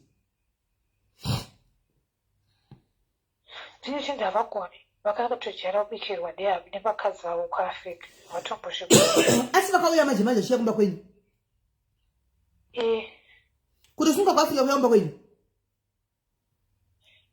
Kuzodii? Kutoshaya kwekusvikira, kutoshaya accommodation, kutongozika. Koma visa chiva kumawana sei? Vanhu vanonikirikira. Ndakambokudza mukoti wemavhisi. Ukatitasa nhabva idzodzi ndakatombokuudza SIS MELLY pandakaigunawo. Patori nemeseji panhamba idzodzi ndakatombokutimirei mukoti wemavhisi evo vanhu. Saka ndo havakashandisa vakauya nawo? Yes. But manje havana mabasa? Yes. Yeah, vasati vakuenda kumabasa. And then vana vangu havasina kana bedroom. Mabedroom evana aya ndiwo akura kahama dziya. Vana vangu dzengerera. Hamene zvazvingori. Naikoni, ko muri kuenda kubasa handiti? Ndinoenda kubasa. And your money is enough to pay your bills? It's enough, but nevana 3 vanofara kusita SIS MELLY. Ko unoita kakuti muende kumaintenance vanobhadhira portion yebaba? Ndozvatoita apo. Unoyazi kuti yakauya chandingazoshandisa chekuti kutengera magroceries ekuti vanhu vanenge vangorikuba vangodya nekuzvibhadhira chakati. Just nokuti abuse yacho yakaoma kole kuti apa it's like muri kudanana mega zvese muri kungoita pamapachona ipapo nehama muri kungovigigwa ende makona zvinhu zvisina kumira zvakanaka pavana ende you don't even have a say apa mabills mucho muri kubhadhara. Zvangu handizivi hangu handisi kudzai zvekuita but zvangu fanira kuti mukatsvaka apartment kenyu kanenge kane 1 bedroom 2 bedrooms apartment munogona kugara nevana venyu ipapo then you take him to maintenance obetsera kubhadhara marentals nechisi zvepane vana kuti zvakangofanana hazvo. handisi kudzangu zvekuitawo henyu decision ndeyenyu but I mean right, SIS MELLY, unenge uchitofogadhe zvazvo but then ndozvandoti kuti society yedu handisi mukona unenge wakulabheliwa kunzi mazvona akakuti hure akabvaenda kudiaspora nekunosiya murume. hazvina basa kola. People who always talk, let them talk. Tirega akoti taure but at least iwe unenge wane peace of mind yako ende unenge wava free from this monster wemurume wakosho. hazvina basa society izvo. Ita hako yaunoita kola zvaunenge wangoita whatever zvaunenge wangodecida ita zvokuti society ukada kutedzera haungatikwanisi haungatigoni unofira ipapo uchingoti society. And when it comes to sex, SIS MELLY, ndatoseka zvangu mai ava baba vaitanzi mai ava vaitoda sex zvekudaro zuva nezuva. SIS MELLY uchiri kuroorwa when you are young taitombodaro. Waiudzwa magara moyo SIS MELLY. Iko zvino hamuchapuhwi sex. Kubva kuAfrica kwachona I had to beg for sex. I had to beg for it. Kusvika ndazozoona kuti ndirege ndinoita make peace with it kuti hapana. Saka iye anoiwana kupi sex kana asika right. The question is kana iye asiri kukupai sex bonde saka iye ari kuwana kupi bonde murume? Anenge achitoka kudza ndakaneta kubva kuAfrica yangokudza ndakaneta. But ndino ndokureva kuti hazviiti kuti akagara akaneta everyday. Hazviiti munhu wechirume kuti anogara akaneta everyday. Ari kuwana pibonde hapana chimwe chinhu chaumbotoona besides kuti chiku chekuti ane someone paside kana chiya usati wamboona anything. My girlfriends aitwa for private. Saka ari kuwana bonde ikoko. Ari kuwana bonde ikoko ndochokwadi chiriko. Ane girlfriends dzake dziri muAmerica imomo kwari kuwana kuita bonde. Zvinoizvo mukadzi kufugamira chizati varume ndivanofana kufugamira achikumbira bondeso kwenda tukai vakadzi unopfuga machikumbira bonde chirudzi chakadaro chinenge iko saka izvi wakungogara akokola hapana bonde rao chapiwa nemurume uyu uri ngobhadhariswa kumabhills hapana uri ngobhadhariswa mabhills chete nekuchengeta vanhu vake nekuchengeta vana vavo kana nekushanda so ndopanda kuti sesimeri dzimwe nyaya dziri kuuya nevarume ava kwamuri its one sided vanhu kana vachiuya nenyaya dzemacos vakadzi vedu vazobai sesimeri muudze kuti mued mukadzi wako kana ari kushifti kana apedza shift ed titaure vanhu ava sesi they are abusive zvekudaro kana vakuuya kusocial media vakuda kunzwiswa tsitsi izvesi pandichabuda ndichisiya mereji achaenda kuhama dzangu achiti chizangrefu ndakamunza kudhiaspora vamwe vakadzi vakarambirwa achauya pasocial media achita kuti musaunzi vakadzi ndakaunzwa ndikaziya ndakaunza ndakakaita vanokuigirai nyaya sesimeli dziri half cooked. The truth of the matter vakadzi ndovanoziva. Hakuna mukadzi anopenga kuti anounza mukadzi murume wake muuk ozotanga kumuignore. Hazvina kutanga muuk sesimeli. There's a lot that happened. But ndakwadziwa nenyaya yako ndakwadziwa kuti unobhadhira mabhills ese unonzibhadhira vana chikoro unonzitenga bikira vana vari pambapa wopedza zvopfugama uchigwadamira bonde wonzi kwanza handidi ndakaneta ndakatodzwa kutoti aibringa kuhama dzake kuti chiro zvidi uya ahure uyu and they kind of take advantage of that and zveshuwa ever since I meet him chiri musikana ndakabva ndakamuhurira but hazviri kuti handigone kuhura asisimere kana achida kuhura for 8 years I could have done that if I wanted to but ndinozvirespecta ndinozvirespecta vana vangu but at the same time again call love yourself shakari pane zvamuri kuitwa I saw your picture you are so beautiful ndatoshamisika kuti murume uyu aiwa kana ushayi wakanaka zvekutodanaka zvekutodaro chaiko chaikokona you are so beautiful vana vangu vese ndakavazvara nema6 section nekuda kwekushaya sex noda kushaya sex nekuda kwekushaya sex kuzasi uku sesimeli kunovhara nemurume mumba gola makangogara chete kunovhara nekushaya sex kusvika uchimbozvara nema6 section uchimbozvara nema6 section in the duration year pregnancy unogona kurara naye kana ka2 chete in 9 months inomira here kola I've done everything that a woman can do. I understand you. I feel you. I understand you. Uri mudiki stereki. Yeah, uri mudiki stereki.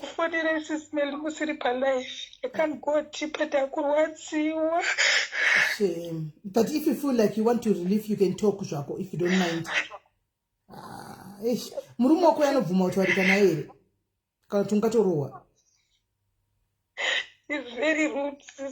titembo tsvaga varume vanotaura naye ka vamwe varume wavo vasiri isisu svika papi tinoita sei anokudza kuti ita zvawafunga enda una kutombonaka zvekudaro my exes were way better than you nemanakira wakaitaya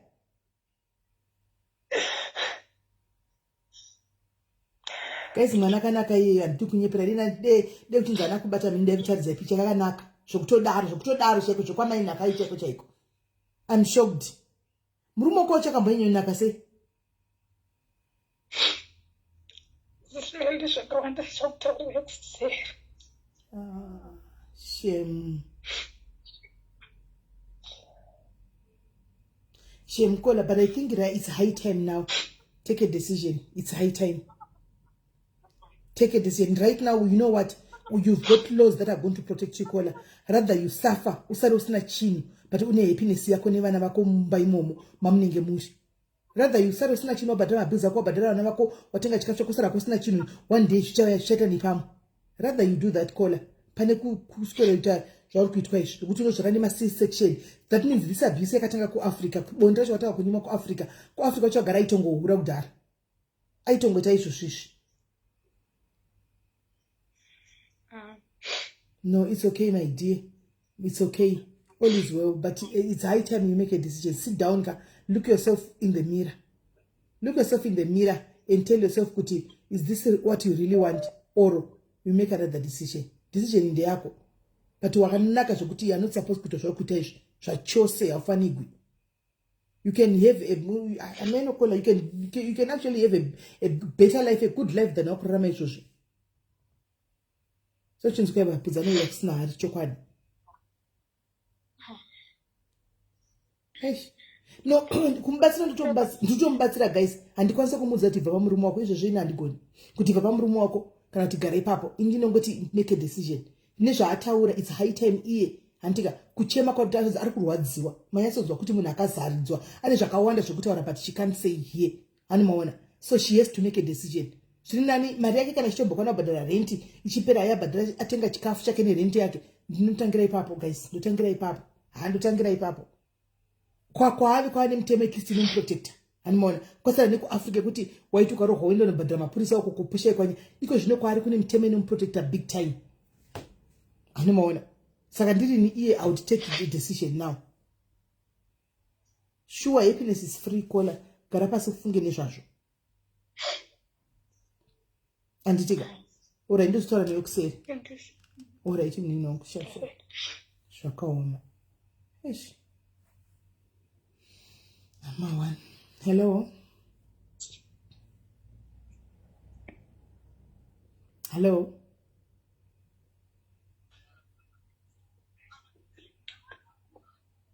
Hello.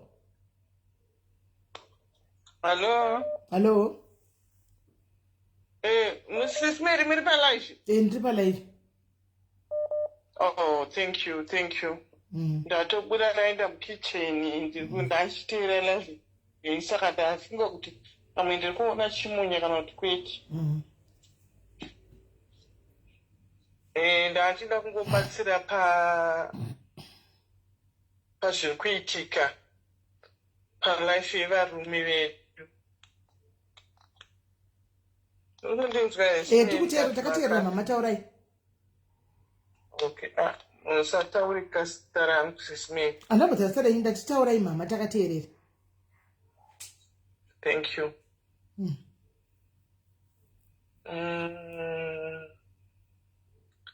Ndakagara kuZimbabwe ndisina murume for 10 years. Ari kuno kuEngland. Murume akauya ka1. Ndikazouya kuno kuEngland 10 years. Yes, 10 years. Asi pateneza mnombobaisa here mother. Kana ndopika nevana vangu vese. Okay. Ndopika nevana vangu vese pa 10 years akauya ka1. Ndopika navo. Ndauya kuno ndakagara naye 1 month. 1 month takasangana katatu. Until now. Saka ndikuda kutaura kuti vakadzi tiri mudambudziko. Handisumboona macomments sisimeri. Itai kuti vanhu vasadituke. Aiwa hapana kumbotuka hapana pambotuki vanhu. Vanogara vachindi now ndakutambira kuYouTube sisimeri because of the people on social media. Aiwa havasi kutuka lechindokumbira kuti mucontrole mama either ndakuona please control I section isatuke mama. Please, pana patidi atitodi edu. Regai mama wasununguki. Don't judge me. Don't judge We are not judging you, mama. We are not. No. We are not. Kataurwa nyaya yandibata kuti sei vakadzi vazoenda kuEngland. Mukaenda kwaArtjeni nekuZimbo Life munoziva ilife yangu. Vanhu vanoda kuziva life yangu endai kuZimbo Life. Aiwa tindi kuZimbo Life munongotudza pano life yenyu mama. Munongotudza pano. Tiri vana venyu zvese tokuenda kulive kuZimbo Life sei munongotaurira pano. Munondiseka timbokuseki mama timbokuseki mama we love you so much timbokuseki muri mama yedu pano indinenge ndisina kutoona vanhu vanenge vachitotuka ndikatovaona ndisotobloka ndisotomboona zvangu ndisina kutoona mama dai muchinditega pamacomments pamunenge matukwa paya dai muchinditega ipapo kana kutora monitaridza muone kuti handiblokere vana handitozvioni because kazhinji kana ndapedza live handifollowi macomments handidzokeri palive kunotarisa maybe ndosaka but izvozvo ndakatotarisa mama ndakatarisa macomments kudai ende ndine maadmin ari mucomment section akatomira vanotobatsa ndakauya Sis Mary ndakauya muno muEngland ndakasangana nemurume katatu until today it's no more than 13 years ndikataura zvakadhakwa vana mwadoro nozo ndakasangana nemumwe munhu muhigh street mufungika andifoti ndisawira wangu zvokutodaro akanditi takakutsvagira basa rekutimba mugarden ukaramba really pane munhu akatokutsvagira basa rekutimba mugarden ukaramba pawaitsvaga basa unenge wakadhakwa vanhu ngavasadaro ndakadhakwa here voice yangu ndirori voice yangu kubva kwamunondiziva aiwa ndiroro voice renyu ndiroro chairo my voice I beg you, this is my voice. I know, when you know your voice. But ndoda kutaurira vanhu vari kuchema vana vangu vari kuchema ndarinoti vana vangu chokwadi usamirire izvozvo ndakamirira izvozvo ndiri kuZimbabwe ndikaita 10 years ndikauya nemwana gotwe rangu rine 12 years muno muEngland gotwe rangu iroro izvozvi rava 24 years ndiri munhu akuna murume akuna saka ngatisatarisirei kuti tichava vana vanokodzerana nai mama kuna dedhu kwaimirere izvozvo vana vese vari pano ndani varoora nevazukuru I can't say it because pane pekuti onai mama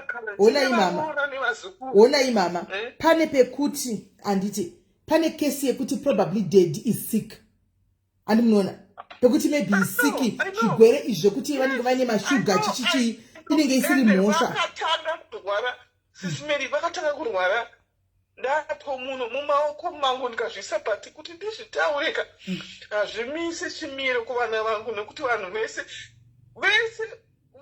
vana venyu paFacebook shamwari dzenyu vanoona inini saka vana vangu I can't say it Sis Mary I can't. All right, no, I'm telling you the truth. I understand. I love my husband. I understand. And I love Douglas. I love my husband. I understand. Now it's more than 25 years, 30 years. Never had sex with my husband. But I love him. I never cheat. I never go there. So please, if you are there, my daughters and my children, please take care. Zivai baba kamira indana kamirira vanhu.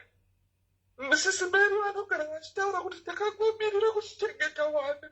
Inini ndakagomirira kuchengeta wana nanhasi ndakagomirira kuchengeta wana and I'm done nekuchengeta wana Sis Mary. But vana vanhasi vari kuuya muno vachirwadziwa zvinorwadza.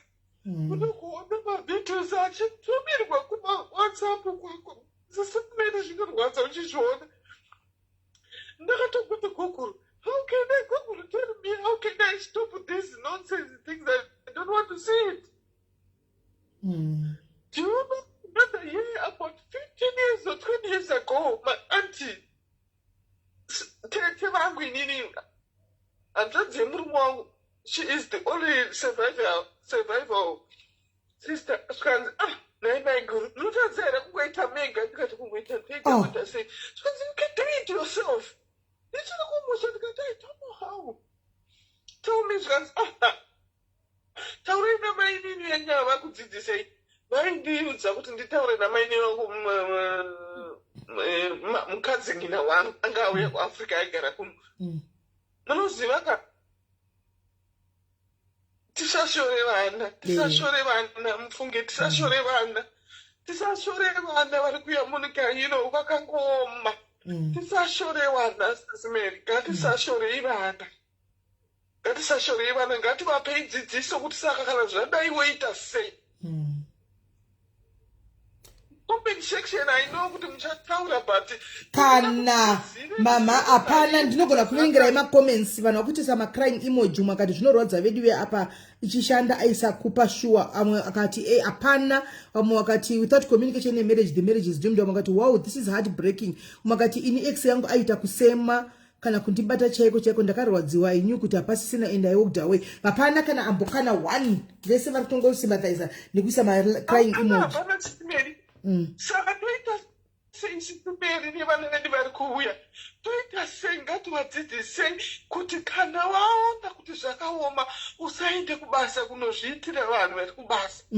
Zvakaoma. Ndakuudza kuti ndakaudzwa natete vangu kuti zviitei mega chokweruka ndikati tete zvikanzi zviitei mega.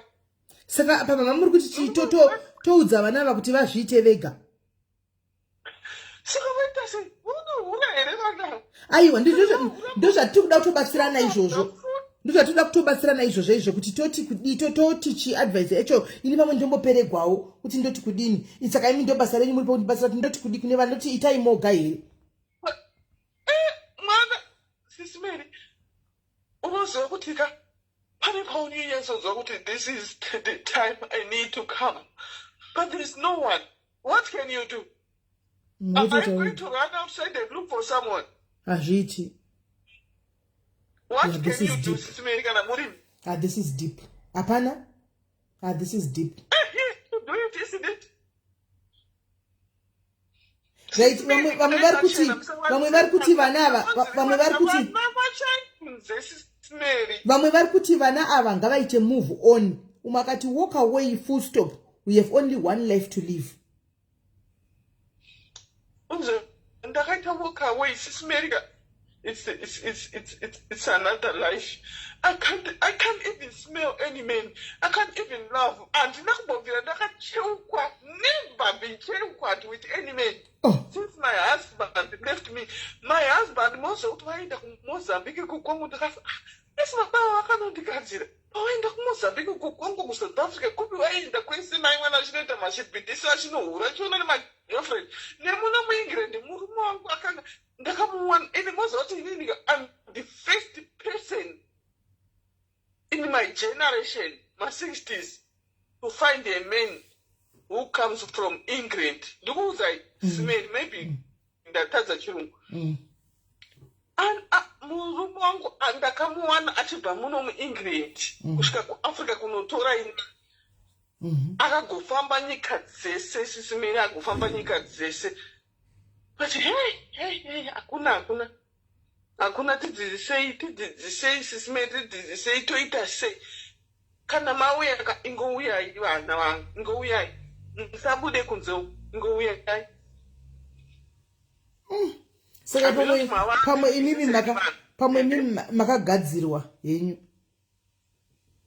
Maybe I don't know. Maybe my husband because akaenda kanyika dzese, I don't know.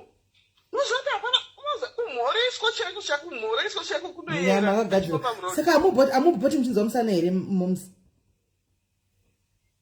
Ndikwanise kufamba ndofamba every 5 minutes ndogara pasi. Musana wenyu haustombori musana wekuti musana wekudini. Musana wenyu oyo amunotonzwa musana wekuti munofanwa kutoti muvate nemurume. Musana magarisa 20 something years no murume kumboitwa achikita. Musana look at anyone. Please, I can't even look at anyone. To me, my husband, daddy, that's me. Sis Melly. One goes to the point where I'm soon. She goes,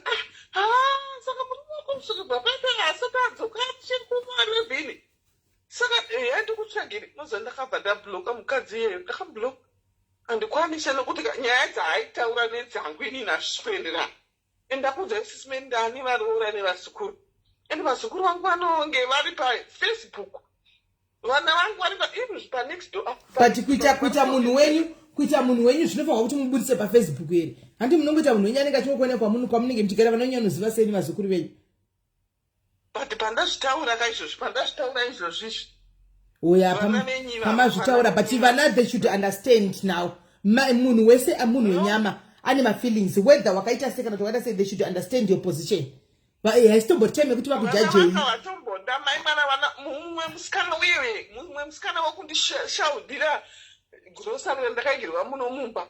Shamwa dzake dzikandi ataka. Do you know Sis Melly ndakatakwa negrocery here? makandiudza kudaro makandiudza kungoshayiwa rudo kwevana venyu mwana wenyu haana rudo chete munhu asina rudo because pana patinobatsirana zvekutodaro ndikauya kuengland handingaiti homeless mune accommodation imini munototi uyaugari saka iwowe kana achiramba kuti mai vake vabatsirwe nevamwe vake unenge uchireva kuti kudini. That's very wrong. Mufunge pride and ego isina kana nebasa rese. Pane mwana akave nemasiyesa akaita homeless ndikatosimudza ruoko kwandiserina nekwenyu sesimeri ndikati ngauye zvake ndigare naye I will pay the rent and do everything but ngaasadzokere kumusha. Munozoti mwana iye akasvika pakudzokera kumusha hapana akamboita shout out but the message yanga itorimo ndichitoti mwana ngauye ndigare naye. Awa inangu handina kuzviona because pana patina mboya mwana iye haana mboya pano atinedi kuzviona. Ndakarwadziwa mufunge ndikazonzwa kuti mwana iyeye akatodzokera kumusha ndakarwadziwa zvokutodaro but sisi America ngatibatsirei vana kana mauya kuEngland hakuna munhu musatsvage vanhu kumabasa musatsvage vanhu wako achauya ega. Chimwe chinhu chandoda kuvaudza vana vari kuuya iko zvinoisvika endai mumapub neclub zvinhu tu zvakasiyana. Unoenda mupub unosvika kugara wodya dhina rako ende harinake wozvigarira imomo ende uchawana munhu wako pub. Ini ndakazvitadza but I tried it but ndakazvitadza. Pub and club is two different things. Sisimeri makauya kuno munozvizivirai. Itai kuti vana vaende off day yavo ngavangonogara imomo kungonogara imomo mufunge vachawana munhu wavo. Wobvisa nyere asi nemiwo munofana kubviswa nyere yawandisa nemiwo munofana kubviswa mamadha yawandisa munofana kubviswa yawandisa itai plan. I can't my daughter, I can't. Chakanakira mazano isisina namai vedu zvedu tinodzitaura nyaya idzi isisine vana vedu we talk about bedroom issues totodzitaura nanamai vedu because izvotakurarama handizivi mwana anenge achizoomesera mai vake kuti kwai mazvitaurire unenge uchitopenga vakatondisunga zvekudaro vakatondisunga ndivo vakatanga vakatoenda kuzaire kwainzi kuzaire yainzi Congo vakaenda kuzaire vakaenda kumozambique vakaenda kwese vaienda kwese ende ndikangisa ende vakauya kuno kuEngland vakanga vari kuti vazondiwana vanga vari muno muEngland vakauya kuzimbabwe anditika ukasvika kundiwana inini vakazofamba nyika dzese idzi. I can't even cheat on him. I can't. Iye achiita hake achikwira hake imanga kugara ini handizive ikoko nokuti handisati saka sorry sisimeri pandakauya muno ndakasvikosangana kuzimborive iriko nyaya yachona ndakasvikoiswa kumumba namainini ndakatambiri ndakarara paairport ndikasvika kumba ndikanogara mumba muna mainini ende mainini ezikuchii mukadzi wechitu from Ghana mukadzi wechitu from Ghana. Saka mukadzi wechitu ndiye rupiwa bonde imi mchiti kwandakagarira imi madha kaini madha makuda kukonana neni madha munogamuchirwa nemukadzi wechitu mumba achipiwa bonde daily muchiti kwandakagarira munhu handikwanisi kuita bonde madhaka muchiwa musana muchiti kwai handikwanisi kuita bonde. Mary, it's 13 years ago. It's more than 15 years ago. Zvandikutaura izvi ndatambirwa unozo uri mubhalansi uchibva kumusha. Dzimba dzekunosismeri munodziziva kunzi iyi spare bedroom, the bedroom with this one, and handine vana 2. Ndatine vana 2 under 60 years, vese vanga vari under 18 years. Ndichisvika mumba mumwe ndakasvika ndakaziva ndaifungidza kuti kuya mumba memurume wangu I didn't know sisimeri I didn't know kuti ndiri kusvikira saka ndiri kunamatira vana vedu vari kuya. Saka mugana uyu aitoziva here kuti muri mukadzi wachona kana kuti anga asingazivi ipapo kuti ndiri kudaire isisimerika ndiri kunyepa pane pandakazoona kuti ndizozviziva ndakaona foni iri patable vayakuri vayaringa yange iri patable ndatokugarawo nemwana wangu ndagarawo pai ndatodairewo foni yarira ifoni yemurume wangu ka ndatoona inotori nekamwana pandazoti ifoni mwana wangu musikana wachona gotwe rangu iri ane 25 years saka tazoti she's the lady who stays here. Maybe she wanted to talk to dad, you know. ndachingobvunza dedi wacho pawazobuda dedi pawabuda mutoilet who was calling hey, don't answer that, it's my friend, don't even answer that call. No, vakadefenda call iyoyoka ndikangoti aikaka saka pesa apa ndiri muvhu zvangu ndiri muguwa I don't know unongodefenda moza handina kutomboidaira handina kutomboerenga message I didn't see everything but ndakangoona kuti panga paine kamwana paprofile picture ende ndakazviona ndine mwana wangu musikana gotwe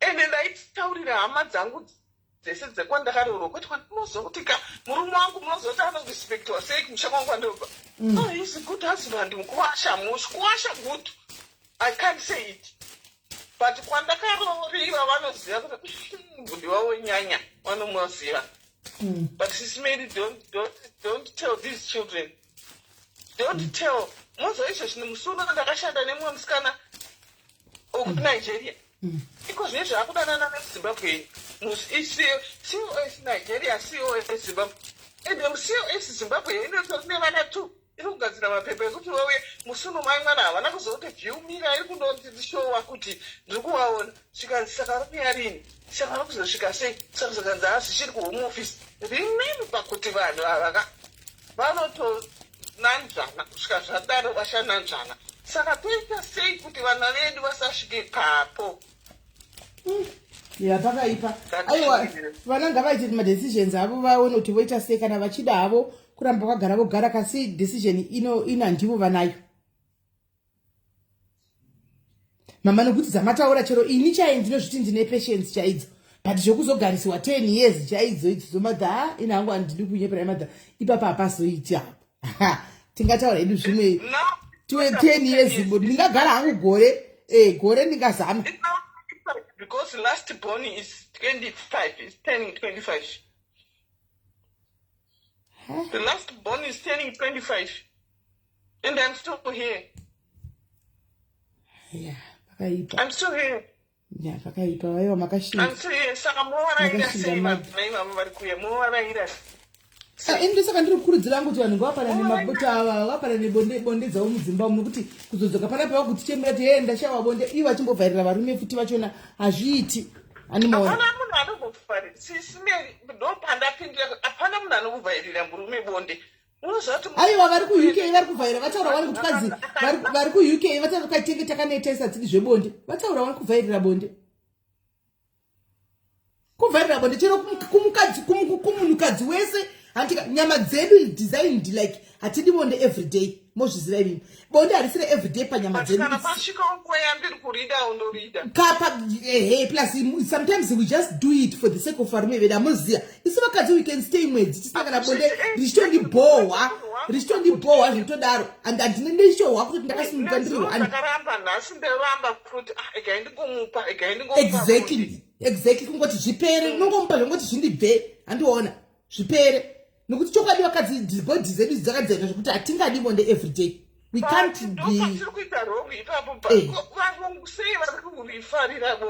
tetisiku hatizivi siku vanenge vari kuti vanoda everyday here varungu pamwe vanongoridawo kawanikako kuti vanoridawo here everyday hatizozivedi ako ndifunga kuti kune munhu angati achienda kubasawo oda bonde everyday kuti unenge ari njanje achienda kwazentomboyamwe musi wakatoneta plus vakadzi cheko chokwadi chiripo vakadzi patime kuti bondo haungaridi everyday kana kuti unogona topedza kana mwedzi kana 2 chaiwo kana uri 1 wakasununguka handimaona usingadi murume unozongomupa zvokuti zvondodiniko wongodai zvokuti zvazvite zvipere zvinde asi cheumwe bhodhi yako inenge isingatodi nyama yako inenge isingatodi ndochokwadi chiripo handi ndosaka ndachidza kuti timu rangu ri kuuk iri kuti pada kuti muti hanzi isatidi chetanete everyday pane mambo kuti unongovhura makomboti zviitwe zvipere handiona wodzokera kukuzorora haufi we can't do that to our husbands hatisi kukurudzira izvozvo hatisukurudzira zvinhu zvakadaro hatisukurudzira kuti muzopedza noti murume akasiyana nemi guys muunderstand ipapo varume vakasiyana nemi vakadzi murume cannot go sometimes even 2 weeks achona asina bonde anenge atoremegwa zvokutodaro handimaona anenge atoremerwa. So you wouldn't want your husband anti kuti azonotsvaga kunext dog andimona. Saka panenge ati ndiri kudawo ipapo pacho mupewo, make him understand kuti ndobva kubasa ndakaneta, asiwo paanenge atiwo pamwe pachona chingomupa kuti zvinomboda 20 minutes, chingomupa aite zvinde.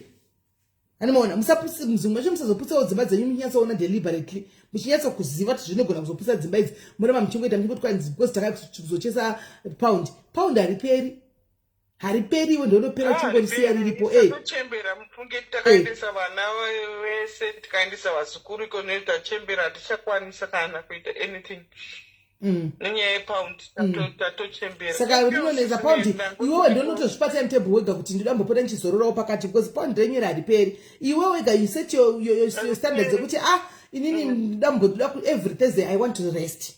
Nokuti body dzinofa idzi. Ndosaka muchizoona kuti kuna na UK munanongonzi kwai havatana kumuka. Because you overwork yourselves. Pound uchiri chesa hauri pedzi. You can chase it every day hauri pedzi. Sisimeri mkaenda ku YouTube kwangu ndakataura kuti ndane YouTube kasisimeri itai kuti vanhu vese vari papa vari kundituka vaende ku YouTube kwangu. Mukutaura nezvei ku YouTube? My life daily, my daily life. Okay, all right. Ndinokutaura iko kuti ndine ndakavhura window rangu rinogara rakavhurwa, door rangu rekufront rinogara rakavhurwa, window rangu rekubedroom rinogara rakavhurwa because I don't know tomorrow. Ndizvo sezvo muchigara mega. I want the worms. Exactly. I want the worms to climb. I want the bees to climb so that the neighbors will know. Because the most I'm alone. Saka zvinhu zvandikazvivhura vanhu vakanzwa kunhuhwa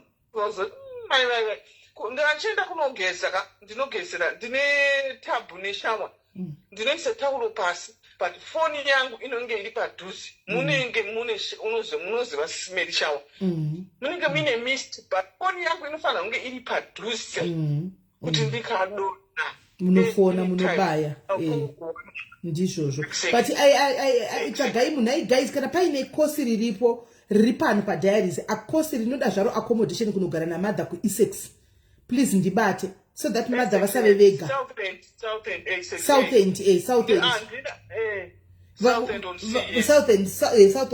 and on sea kuti vasave vega kana uripo zvako unoshandira kusaidi koko and you really need accommodation please ndibate vawane munhu kuti vagare navo wekuti vagare naye every day ndimadha vambonetsa unongobuda chida basa kuti dzoka uchita yaunoita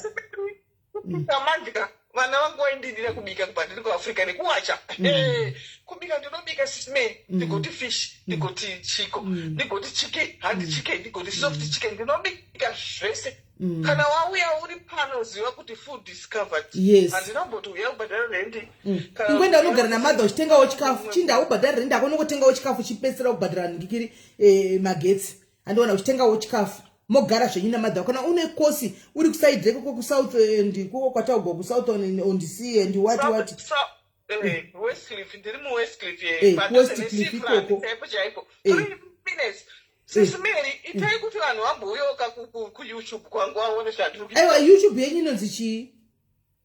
Patricia JK sisimeri ndo my maiden name. Patricia JK uko Patricia JK ndai kuYouTube guys munosapota madha kuYouTube tione kuti madha utane zve vawanewo masense kuYouTube Patricia JK hande tino andisikuda masense sisimeri andisikuda masense ndikuda kuti vana vangu nemi muzive kutika kuFacebook mandibhura ndaneta ndakuYouTube hakuna anondibhura. Aiwa uyai mutambire imi pane mama atimbokubhulii pane suya atimbokubhulii.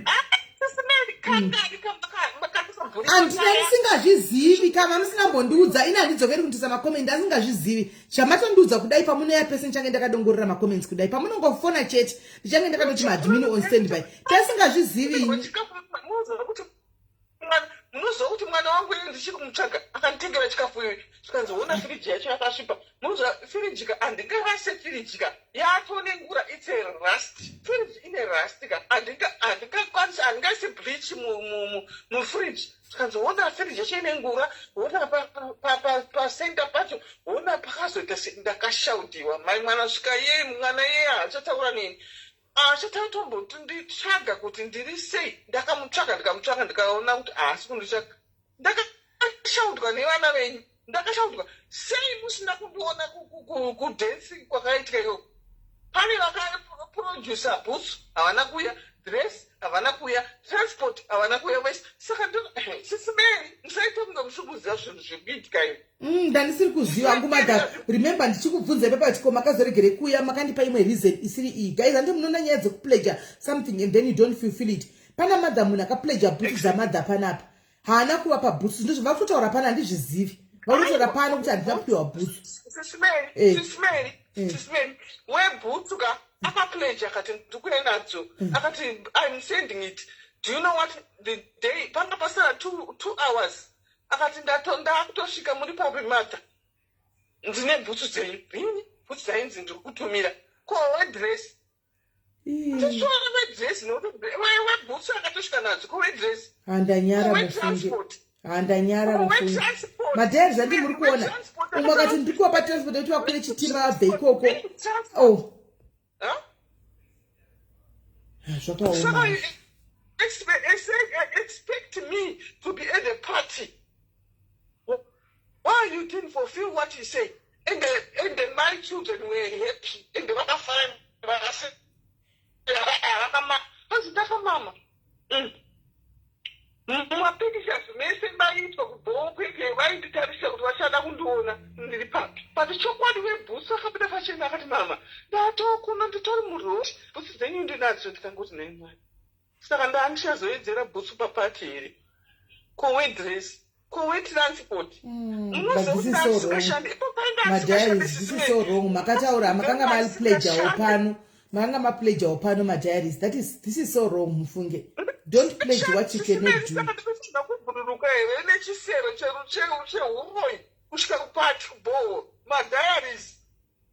Ndinanyara musiva. My diaries, why? Ndinengori nemada, ndiri mada wainde tiri mumkomisha. Ndikutoziva kuti mumwe wacho ari panext door akutondinzwa izvo ndakavhura window. Ndaitoitira kuti akadinzwe. Ari panext door. Ari kutumira kumwana wangu ende mwana wangu achingopedza, handichingopedza kutaura panapa. Anenge achindishauta zvekutodana. Why? What do you have to do? How do you have to talk about our day? Saka ndoregedzawo here kubatsira vana kuti nyere kana dzanenge ndinazvibatsire imega. Ndo zvatawinga pano Sisi Melly ndadzokera kumashure. Vana vari kuya muno maCOS tozviziva kuti zvakangooma. Kana uri mukomana basi zvibatsire wega, kana uri musikana zvibatsire wega. Kunze uko kwakaoma. Ndapota zvangu ngati zvibatsirei tega. Hamene kuti Sisi Melly kuti zviri kumeka sense here zvanditaura. Aiwa zviri kumeka sense tiri kuzvinzwa hedu. Tiri kuzvinzwa madha. Ngavazvibatsire vega.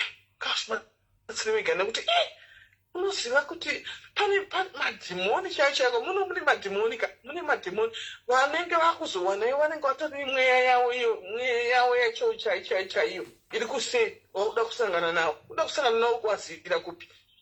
Saka chinhu chakanaka kuzobatsira wega pane kusangana nevanhu ivo ari kuseka maneighbors ari kuseka.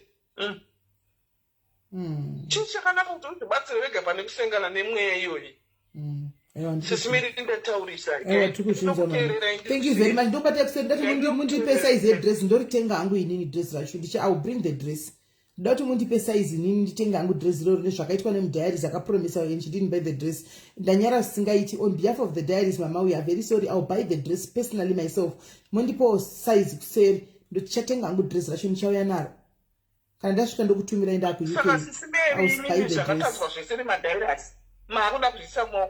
Yes, no. Dumebari kuno kuAfrica tochoka kubatsi gohana. Let me put it maoko mangu kutoti vana vangu amadiaries anyare. The guy ndichitori chise maoko mangu inini.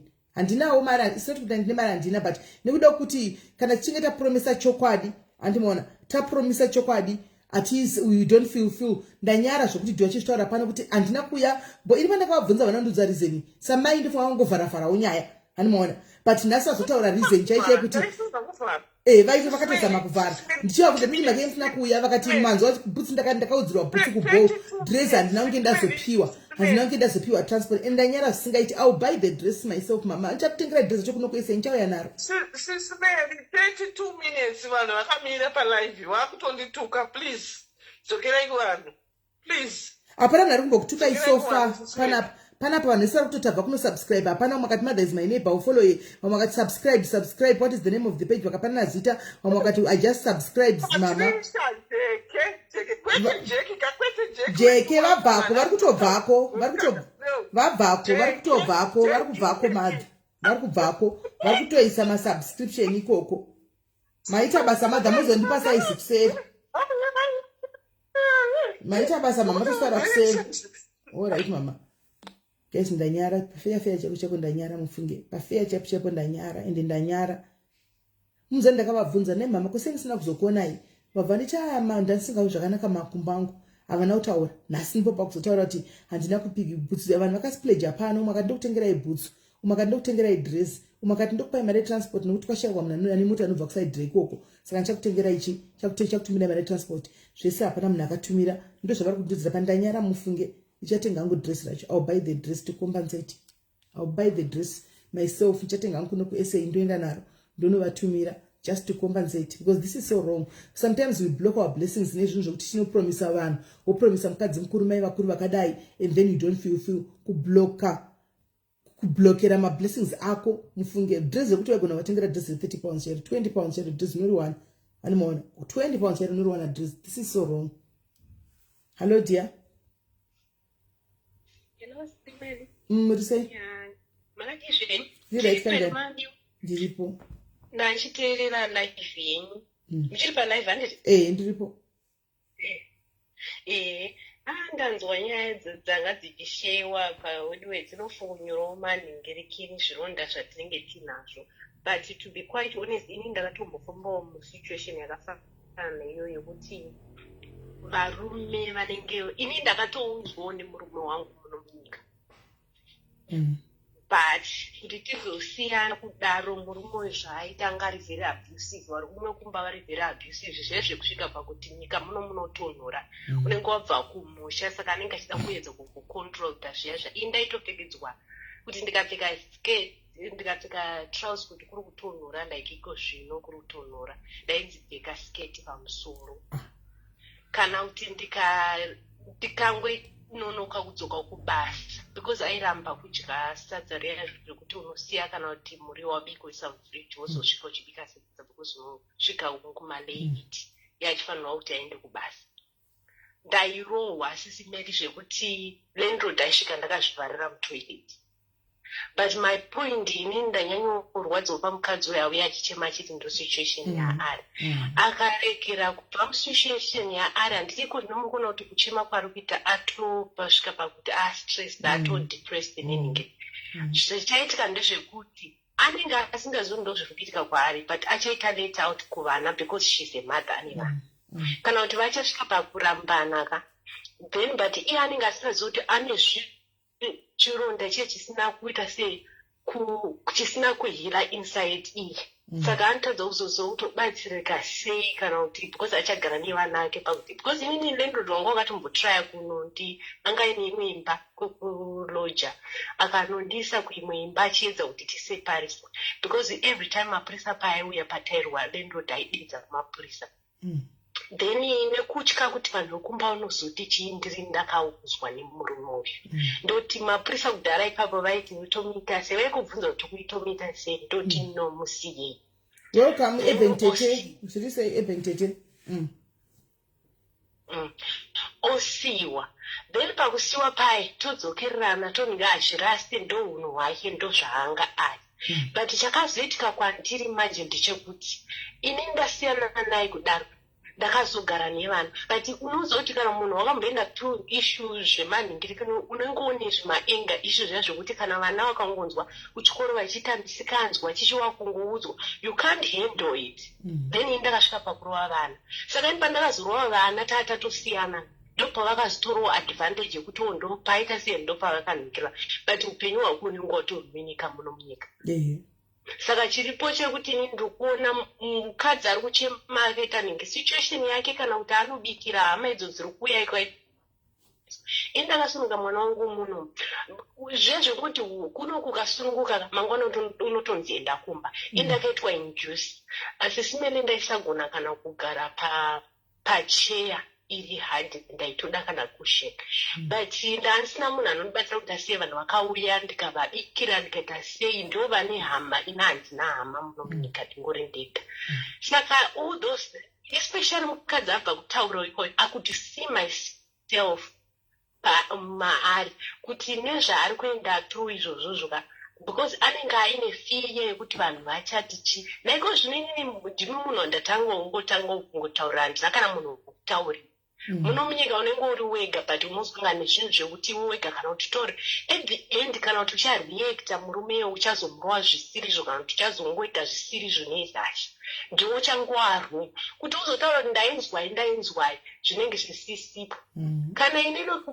kundoku unonzi oraiti taura history yako kuti wakaita sei ina handina kana kutombotaura history yangu kukota nditi pandakanzi ndarova vana handiti but mozo here kuti later on nekuzodzidza nekuzoona ndokuzoona kuti okay this is the cause maybe dai ndakadai maybe zvinhu zvangu zvingadai zvakandifambira kana zvingadai but zvinenge zvato too late saka inini I just see a sister in this woman abva kuchemo kana dai zvaitiraka mamutevera mamunika because inini murume wangu aicheka wardrobe hembe dzese ndaipuwa hembe nalandlord ndaipfeka hembe dzalandlord kuti ndiende kubasa zvonzi umudzi kuti idzi ndedzangu akacheka dzangu ndomusungisa saka iye aiziva kuti idzi ndedzokwalandlord ainingirina ini ndakararama upenyu hunhu hwavo hwekuti vanhu kuti uzive kuti ndandiri muuk munomu here munonzi yes munyika muno mune mutemo kabhati kana wasangana nanasystem munhu anokuisa fee yekuti iwe wega unotadza kuzoti ndiri kuendereka ndiri kudzoka ndozvazvinoita saka tangoti hangu ndingobatsira makazobuda sei kola chibatsirai vamwe varipo vari kugara nemasynthetic behaviors aya makazobuda sei kubuda kwangu inini kwandakazoita ndezvekuti ndaishanda paakandunza takaenda kunovhura joint account mari dzese dzaipinda maaccount ina handina mai handina baba saka aitora mari dziya vakavhura kambani akaisa muzita rehanzvadzi yamai vake namai vake kukanzi kutengwa imba zvikanzi mai vacho ndo anonosaina vakanosaina sesimeri handina kana chinhu chandakaita naiyo ndakatozotanga kusumuka iko zvinezvo how I get kuningirikira baba vai vakazonyenga manje zviya zvekuti mukadzi waunga wanyenga uyaka nyangwe ndakarara pambedha vaifonirana vaitaura handichatomboninga imwe because ndataura something comedy hapana ndaiita zvezve zvekuti unoziva kuti wega so unosvika papoindi yokuti pana baba sisina changu mari yaenda iwewe wacho zvekukumbira bonde izvozvizvi zvokutoti unototi handitianengachi iwe uri kuenda kubasa during day uri kuenda masikati wotokumbirawo kuti ndokumbirawo kwakuti ndirare nei unoita kukumbira munhu bonde yes unokumbira because iye anenge ane kwaari kudya pabondei ini dzangu hazvisimei dzakanyanyisa dzekuti ndikabata shamwari idzi dzinoonekwa ino handidi unyeka ndakabatsirwa left right center nevanhu vaiziva situation anandiri zvinosanganisira landlord wangu anga ari munigeria neshamwari yangu mumwe aibva kuzimbabwe ndiyakatibatsira nyange pandakaita nhombi yemwana wangu sisimeri ndaisiwa kana grocery aidrive ndikangoti nditore ndikwire mota yake ndainzisa peturu mari idzodzo dzetiketi hamene kuti ndakadzibhadhara kangani nchinzi ndikuda mari yangu yawo ndakazoiswere tiketi then pandakazosiya ndaona kuti pana hapasina changu ndakachema ndikati ndiudze titi vangu tete vangu vaita vadikana kushiniswa kuzimbabwe hanzvadzi yangu ndo yandakazotaura akanditi iwewe ita zvinhu zvako bude mbaimo saka chandakakwanisa kuita because kuti ndizokwanisa kutaurira hanzvadzi dzangu idzodzoka vanhu vese vaiti mheno kuti anga vaudza kuti vasingade kunzwa nezvangu vachimunzi ndiri kuhura saka ndakakwanisa kuenda kubhengi bhandanotora mari yangu some of the money I think ndakatora 500 because ndiri joint account bhandanozvitsvagira imba bhandati iwe uchibuda ini ndo ndingabva aramba ndikati fine saka ipapo naandane mwana akaramba kubuda vana aramba ndakangochengeta kamari kangu kaikari maoko pasaidi ndikasvika patime yekuti sesimeli because naandine mwana anga ari muchechi ndikati kana usikurira kubuda inini ndakurudza zvinhu zvavo ndakuenda outside London ndokusiya nemwana kana kuti iwewo buda intosara nemwana ndopa akakwanisa simba rekubuda because aitika usirwa mwana abuda kudaro aipota achiuya because akabuda neki achiuya achisikotora zvinhu zvake achiuya achisikusiya aita zvinhu makosi angu aienda kuchikoro saka inasani ndanyatsokuziva zvemakombiyuta aiita zviya zvekuti weki yangu ndikaiseva aiuya uswe kubvisa mufodha mufaira nenda aisaoisa kumwe saka ipanenda kuda kutsvaga weki yangu ndinene nayo kuchikoro handina kwekuiwana because ndaishanda usiku mwana ndaendeswa kaichaoga because iye anenge aibvisa aimovha kungiri saka murume weshamwari yangu ndiyo aiuya achizondibatsira chinhingira achiti yabviswa ingaiswa kuyangana chandakaona mukati menyika ino hadzina kana wokutaura saka ndiri kutya manje maiwari ndeyekuti uyu munhu achaita hasha dzekuti either munoziva kuti pane vanhu vaya vanozonzi vaonekwa vauraya munhu kana uzozoita unge ndiye ari guilty but munotadza kuziva kuti munhu yanga anzwa anga atraumatizwa svika basi isingaiti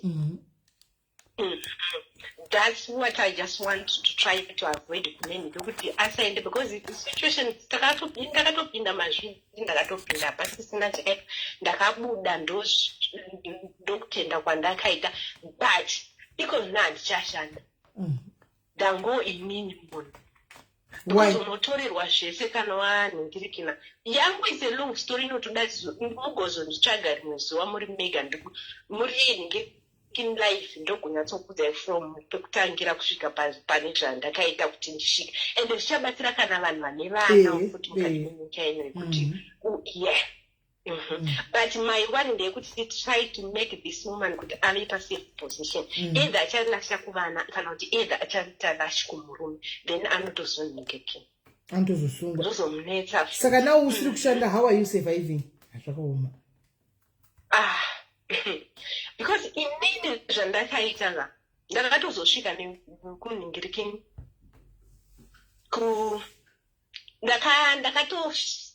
vazhinji vanogona kuzondikurumbidza kundiziva pazvino regai ndigozokudza ikandakutaura nemimwe live ndokukudza kuti zvakafamba sei zvikafamba sei kuti zvigosvika pakudaro alright aiwa pana kuipa saka guys I think this life ichabetsera vanhu vakawanda vari muma-abusive relationships so ndichaikipa ndichakutsvaga kuseri so guys chiexpectai how she managed to get out of that abusive relationship though presently she's not working we don't know what happened kana zvichikunzi kudi we'll hear from her story let's give her time to gather all the courage and the confidence kuti auye ataure nyaya yake from scratch because I believe there's a lesson to be learned vakadzi vakawanda varimo muma-abusive relationship mukutoona zvandagara ndichikudza chandaikudza kusira nezuro murume mamuona mwana angachema pandichamutsvaga after uye ari kunze kwenyika ari kuamerica mamuona ka ari kuchema arimo she's there and hazvina kutanga nhasi it started kuafrica zvikakwira ndege kubva kuafrica vakaenda nazvo kuamerica achiti zvichachinja nanhasi zvatove wese even kuamerica maiona muna nebehavior yake yeunasista iperi muna nebehavior yake yeabusiveness aiperi animona anokutorera self control mamanzwa mukadzi ati chi ati mwana yanzi ndinoudzwa kunzi hauna mbonaka zvinokushamisira iwewe magirlfriends angu akatona maex angu akanaka zvekutodarika anokutorera self esteem yake apa ndikakutaridzai zvaari munoshamisika zvaari mukadzi mwana yeye akanaka zvekuti animaona anokutorera self esteem yake omekachoti akustripa everything kuti wasara unotodza kana kugeza kusara usina kana kugeza sobengana kuita sei uri worthless anokufilisa kuti uve worthless kufila kuti ungati I'm not worth living andikodzeri kurarama because handisi chinhu hauna kudzidza iwe denda ndisiri ndakakudza ndege animanzwa narcissistic behavior ndindakakudza ndege denda handisi ndakakudza ndege ndichikunza kunoko ungadei uri kupi anokuita kuti uite chikorobo dende risina nebasa rese animona so we are going to, I think we are going to learn a lesson from my Ava. How did she regain her confidence? How did she move out of that toxic and abusive relationship? Of course, yes, man is stable, but it's a start because the moment she can share her story, liberation. She's now liberated. She's now free. Antumona panemu sunga wanga vari munapwa wanga vari ndokune kuri kutanga kwelife vanozoti ndaomberi vasina life but pakona yavanga vakaiswa iyi vapukunyuka vabuda mairi andika saka I don't know when she's going to come. I'll speak to you kuseri tonzwa tani yarini imimi zvamunondiitira. You just take munhu wese wamunoziva, munawo vanoziva mashamwari enyu ari abusive relationship but havabvumi. Uwawane kumudza kuti iwe siya unokuvara, haabvumi. Just tag palive yo ichauya. Ungomutegawo singe uringotegawo chete ouya ozvinzwira. Our biggest fear is vanhu vari abusive relationships ava aya vanourayiwa. Vanorohwa vachiurayiwa cheko vakarivara. Kufa cheko chaiko. Nekurohwa kuti wakafira mberi. Uchirohwa nemunhu anisara jekiseza iye akuuraya. Akupedza. That's our biggest fear. Saka semadzimai, we need to stop this. We need to stop this. Iyo gender-based violence, iyo zveabuse, we need to stop this. And then who can stop it? It's us who can stop it. Tisi togona kuchistopa tega. Hakuna mnhu anotistopera abuse. Tisi togona kuchistopa tega. Right. So guys, it has been nice being with you today. Tambotandara tadzidzawo asi ndinoti kune vanhu veku UK vanoenda kumabasa, please pamunowanawo mukana paya, please ingofurayi makumbu mumape bonde zvipere. Anditika I am not saying kuti kuwapa bonde hakusi kuti kuchata tosanobuda, but please newewo ubatsirawo kuti imba yako imire. Paunenge wangotiwo mupe bonde racho zviite zvipere. Anditika yekubatsirai ina handichaziviwo. Mungoona kuti moita sei nokuti vanhu vacho havachabatsiriki, vakauyazve vanenge voda kutora vana baba venyu. Animona saka panonetsa. Hampachasika mwari macho anozonyengawo futi mashamwari enyu, shamwari chidzobva dzabvumawo. Saka batsira munhu kuti handichazivi kuti ndoti tikunonetsa eka ndoti kudii. Ameno nongoti taizvoda mwoyo wenyu. Kana mwoyo wako wachibatsira munhu batsira. Kana mwoyo wako waramba kuti don't. Because sometimes kucreata senge nyaya yatogwa nemukadzi kutocreata zveproblem. Izvo zvine zvasara achichema nemwana uyu wainda. Animona murume yawatenda kuti amove in nemunhu wanga achichengeta. As much as it hurts, but that's the reality of life. Zvinokutoitika. Animona. Saka guys, musora zvakanaka. Anzi even uchiziva kuti ane 3 girlfriends. Chera murume ndewako, mai mwana. Murume ndewako. Marriage yakasiyana nekuita girlfriend neboyfriend, my sister. Andiwana. Uchienda pamarriage, wakaenda pamarriage chiziva what's going to happen pamarriage, my sister. Saka duty remukadzi chi, you do your duties. Same cards. You just do your duty. Same cards. And or else wobuda shako mu marriage macho usira 3 girlfriends it. Wongo buda hako usira 3 girlfriends kana tuweta duty rako semudzimai. I believe that there are better ways kuti mu address ma issues acho iwayo kunzoko. Anogona kubatsira mese ariko. Marriage atutara nezvayo chera musoni marriage yekuti anenge ari hanzvadzi yako iwewe. Ikutozokudza kuti kana timurora wako tozokudza kuti nanzvadzi yenyu so unompa advice kuti chi siya here. No, you can't. And ndizvo saatete, you can't tell you that.